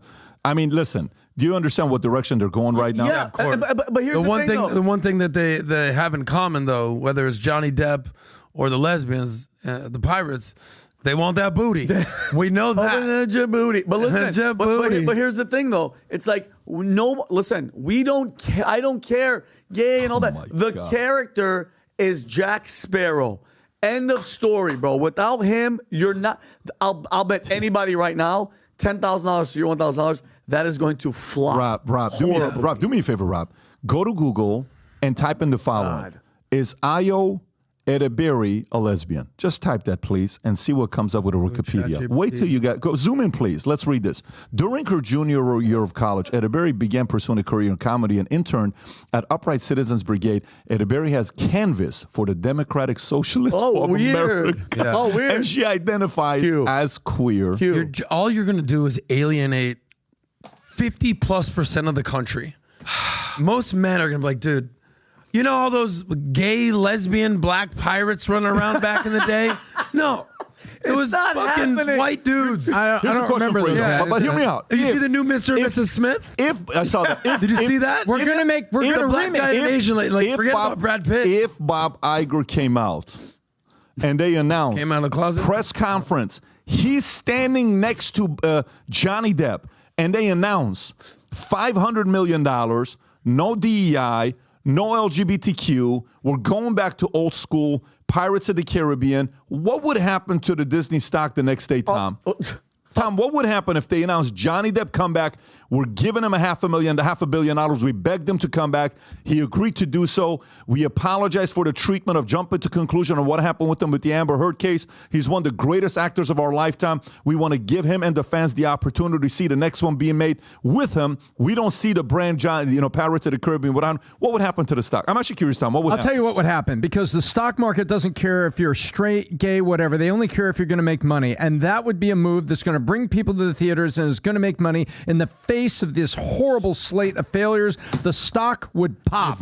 That day, the stock would pop, because you know what? Money is agnostic. They don't care about and money is culturally blind. Period. Money is blind to lifestyle. Money wants to know that money is made. That's how the stock market works. And guess what? The stock would pop because investors everywhere behind the cover of darkness, behind their computers, would be like, hey, well, I'm buying because you know what that means? That means they're going to make revenue on that movie. I can't wait. Up. But if you want a real life view of what DEI looks like, this is the most antithetical, ironic, the new Snow White and the Seven Dwarves. Oh, don't even start. Have you seen what the Seven Dwarves look like? Yeah. No, just show this first, Rob, if the audience hasn't seen it yet. Mr. and Mrs. Smith. Okay. So this isn't dude, I don't care what it is, as long as it's a good movie. They're basically saying, is there a more marginalized acting group than the Dwarves? How many roles do they possibly have? Not that many. You had Willow, you got Willy Wonka, you got a couple Loompas. Right. Now you go to Seven Dwarves new cast. They got one dwarf. One dwarf. They got a black guy. They got a random white gay guy. They got a fat guy. They got a couple other. Yeah, they're not even hiring dwarves. They can't even have 7 dwarves anymore. Let's get some lesbians. Let's get an Asian dwarf in there. Let's just get the color of the rainbow. Well, even the dwarf is an amputee. Look, His dwarf arm is one missing. arm. He's not even. He's a dwarf. He's missing all the you're knee. doing. It's I liked the old Seven Dwarves where it was just metaphor for drug use. You had Sneezy, he was a coke freak. You had Sleepy, he was into downs. Grumpy, he was a drunk.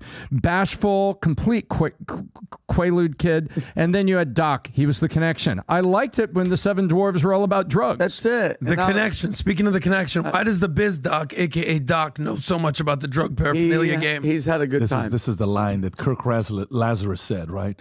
I know who I am. I'm the dude dressed as this dude, disguised as the other dude, right? Yeah. It's like, wait a minute. That's what DEI That's is. what DEI is. Here you go. Okay, all right, let's go to, do we want to go Super Bowl? Do we want to do one business? We got to do some Super Bowl's coming up, Let's go to PBD. Super How do we Bowl. Here we avoid go. Super Bowl? All right, Super Bowl. Quarterback, Brock Purdy. Ready? This is the starting quarterback of the 49ers. The guy made $870,000 this year. You know how much money that is? Some of you guys may say, well, that's a lot of money, Pat. He's rich. Well, guess what? 16 college football players made more money from NIL than this guy's making, and he's going to the damn Super Bowl. Imagine what that feels like. He goes to a college campus. A college campus quarterback says, how's it feel being broke? I make more money than you, right? And NIL kids, 16 of them, are making more money than Brock Purdy. So let me read the story to you.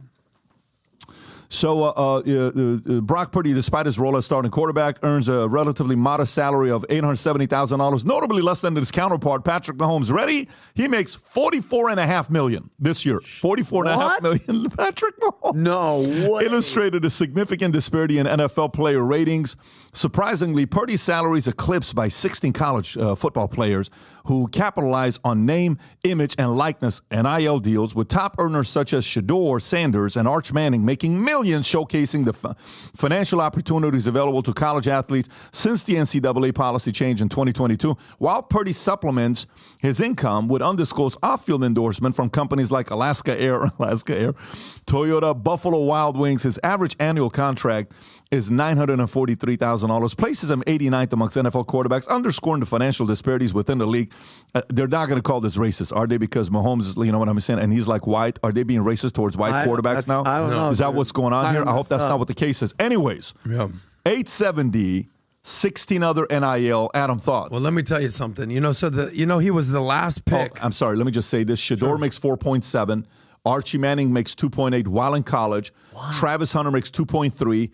Quinn Ewers makes 1.7. Alabama's Jalen Milroe makes 1.5 million. Go ahead. Yeah, these were all the biggest names of college. Obviously, everything that Deion Sanders did. By the way, with Arch Manning. Let's take a look at a football family there, baby. Yeah, that's the oldest man. It's not. It's their nephew. It's Peyton and it's Peyton's. Eli's nephew. Cooper's son, the nephew to Eli. But here's the deal with this kid, Brock Purdy.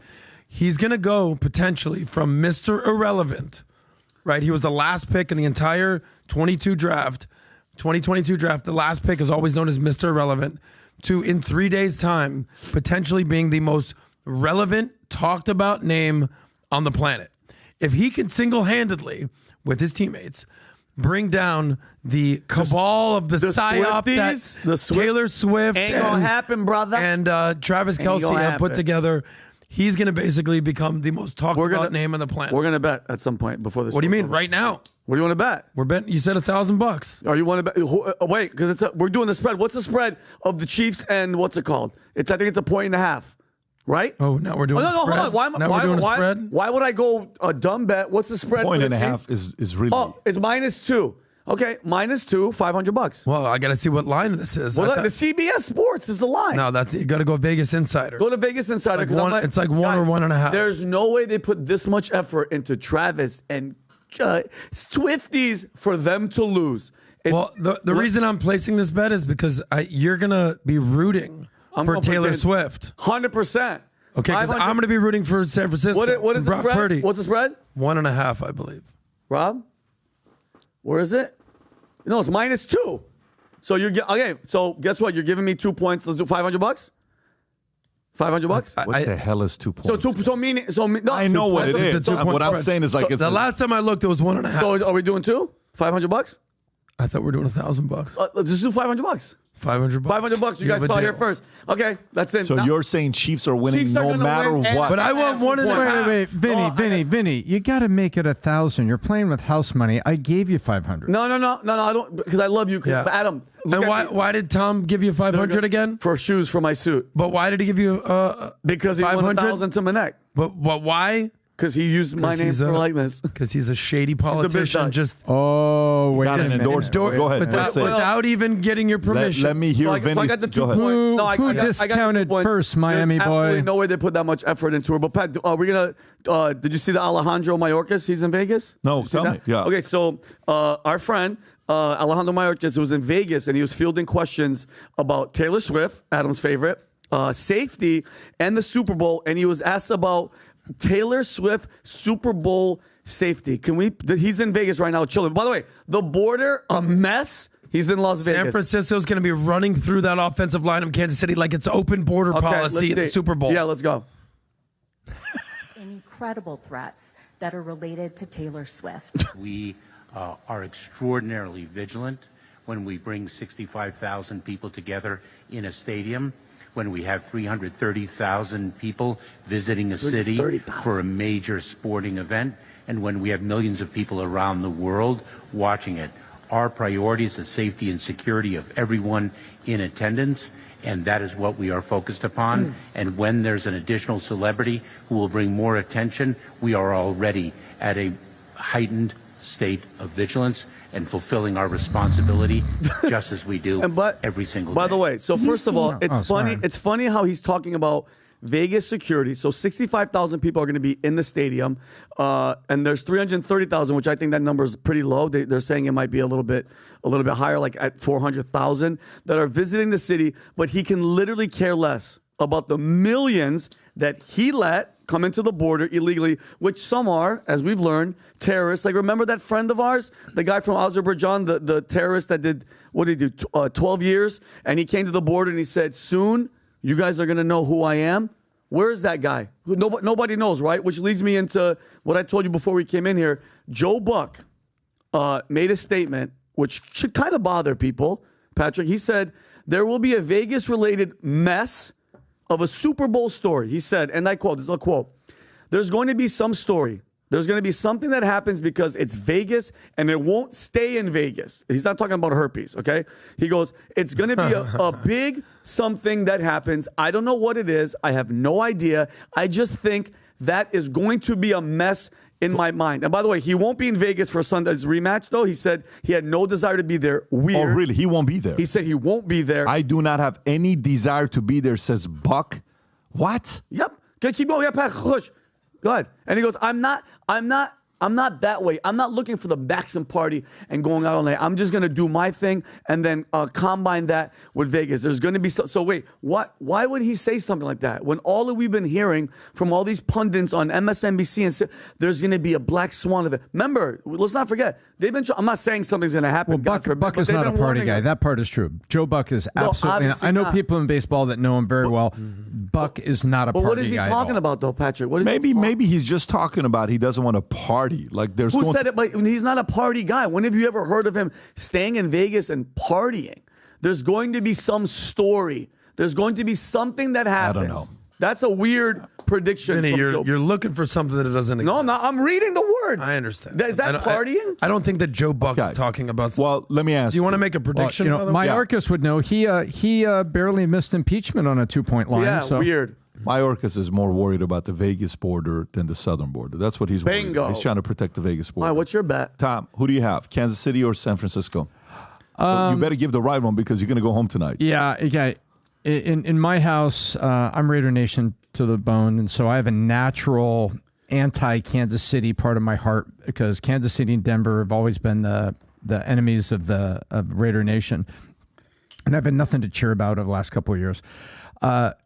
San Francisco is Kim's team to the bone, absolutely to the bone. My heart hopes that I see her cheer for her team and they win. My mind says that this team, what's this now, 4th Super Bowl in 5 years, and Andy Reid, I deeply respect him. I think Kansas City is going to find a way to do this. Adam, Pat, what's yours? Because I have something funny to add. Go ahead. I want to know. Listen, but would I like to see Purdy be a great story, be all that? That'd be a great story. Yeah, I think Pat Mahomes is trying to be overdoing everything Brady ever did. I think Mahomes coming for the throne. I think he wants it all. And I think Kelsey got momentum in the last game. He was fired up. He is angry. He's going to play angry. He's going to play agitated for the way they're treating him because he is wanting to prove a point. Because remember, when he started dating Taylor Swift first, what happened to him? Nothing for him. No, one touchdown in 7 games or something like that, right? But they were down. They were like losing horribly. And all the headlines that said he was being brought down he by threw Tucker's, what do you call it, the kickers holder, off, and he's like, playing aggressive, talking smack to the line. You could tell he had a chip. And by the way, here's what you have to realize. What do you think opponents are saying to Kelsey? Actually think about it. What are opponents saying to Kelsey when they're trying to get under his skin? Hey, think about. Hey, Mr. Swift. Hey, Mr. Swift. Whatever. Hey, Mr. I wouldn't say that as a he's Pfizer too big. boy, Mr. Swift. In the NFL, they're not going to say Pfizer boy. In the NFL, if I was they're an all outside Pfizer. linebacker, hey, Mr. Swift. So I think KC, if he wants to have that kind of a legacy, he has to win this one. I do believe there's a camp that believes Purdy is the next Brady. I don't know why. When I talk to guys that want to find the next Brady, not Mahomes, when they want to find the next Brady, they say Purdy is a closer story to Brady because he's what? Mr. Irrelevant, right? You're coming from being that, so they want to have somebody to root for. And to me, Mahomes gives the vibe of somebody you root against. Purdy is somebody that comes across as you root for. But I think in this instance, who wins? KC has way too many weapons. And you want to trip out? You think KC has way too many weapons? San Francisco has a lot of weapons. Of course I understand who they are. They're what they're doing, their defense. But they have a guy on the other right. His name is Mahomes. Yeah, he's been there, done that. That's a big stage. And brother, just randomly, Mike just sent me a clip. I mean, a link. Did you guys know that besides all the betting, coin toss, Gatorade, color, all that stuff, there's a crazier prop bet offered by Bovado, and guess what it is? There's apparently, I swear to God, a 0.1% chance that aliens will invade Las Vegas, leading to the game ending in a tie, and you can make a bet on it right now. This is a Bovado bet. Other bets, I'm dead serious, Patrick. But that's not crazy to you? How about this one? Chiefs win. Taylor accompanies the team to the White House where she endorses President Biden. He sniffs her hair, and there's a 2% chance of that. Or how about these? Chiefs win. Travis and Taylor announced they're expecting a baby. That's a 4.8% likely bet on Bovado. Wow. You could bet on an alien landing. You can bet on anything. It's really interesting for all the football guys out there. I dive into this, and I should do more of this on BizDoc and talk about it. But Kyle Shanahan had in training camp Jimmy Garoppolo and Purdy and Trey Lance. And Garoppolo was getting hurt a lot. I mean, he was just a guy that couldn't keep the ankles healthy. Remember, it was always a foot injury. You're really getting in here. And so, I love it. And then Trey Lance got hurt. Trey Lance was the future. He was a running quarterback, similar to the running quarterbacks that we have in the NFL. And Trey Lance got hurt. And that's how Purdy got his chance. Now, Trey Lance hadn't elevated himself up and wasn't nearly as capable as Bledsoe, but Purdy because Bledsoe got hurt and Brady came up. But it was Trey Lance was the guy with the contract, the big signing, the big draft pick. He was supposed to be the guy, and he got hurt. And that led to Purdy's opportunity. So there's a lot of things here. But Kyle Shanahan said this: I always thought that Purdy was the best of the three of them. And the assistant coaches were there, he said, you watch, 2 years from now, I think that will be our starter. It just happened earlier because of the injury. This, to me, comes down to two things. The better team versus the better storyline. Everyone's rooting for the storyline. Travis and Taylor Swift, what's going on there? Is he going to help? Is he going to help elect? No, I don't want to hear. But is he going to help elect Joe Biden? Is she going to come down? She's not even performing there. But okay, is what's his name's father going to be? Usher's performing. Is Mahomes' father arrested? He got a DWI. For DUI. Listen, that guy likes to party, bro. He'll be there for the Super Bowl. The dream. And his brother, by the way, is going to be floating around that entire stadium because his brother likes to dance. Definitely not straight.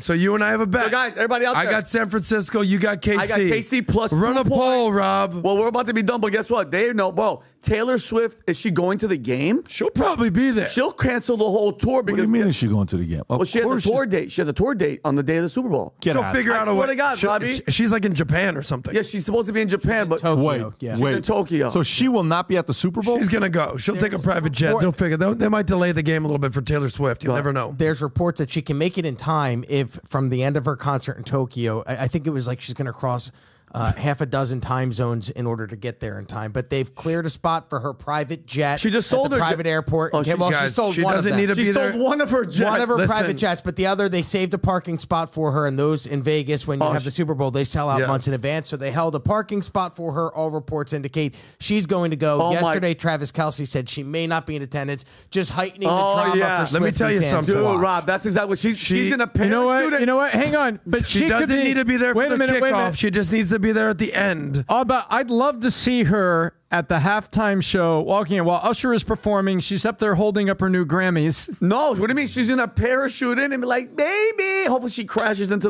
the field Or she starts singing and does her own Super Bowl show Guys, for her I'm just private. saying, but now, guess what? Now, because I can care less about sports, now I'm in it for the Chiefs, baby. Well, you're rooting. Go, now you're baby. rooting for Now everything I you can't- stand against. Now I can't wait for the This is why you're a hypocrite. Adam, I'm this a is why you're a politician. hypocrite. Adam. For $500, you're bought and sold. You're rooting for everything you stand against. Adam. PBD, Kelsey, PBD, restore Mr. order, bring us Pfizer, home. Taylor Swift and the PSYOP. You're now rooting for that for $500. Money's green. Money Psyops. don't care about none of that, brother. Guess Me what? takes a lot of heat on this podcast rooting Psyops. for San Francisco. Guys, money- Joe we're not gonna make Montana, it. Rob, Steve Young. Rob, do you have the winners Brock for Purdy. the gear? Let's do the gear real quick. We got to honor some viewers here, baby. Future Looks Bright gear for those of you guys that did what you did. Today we're going to I want one of those give 2 t-shirts, tickets away to those who ordered it. Is this all the order numbers, right?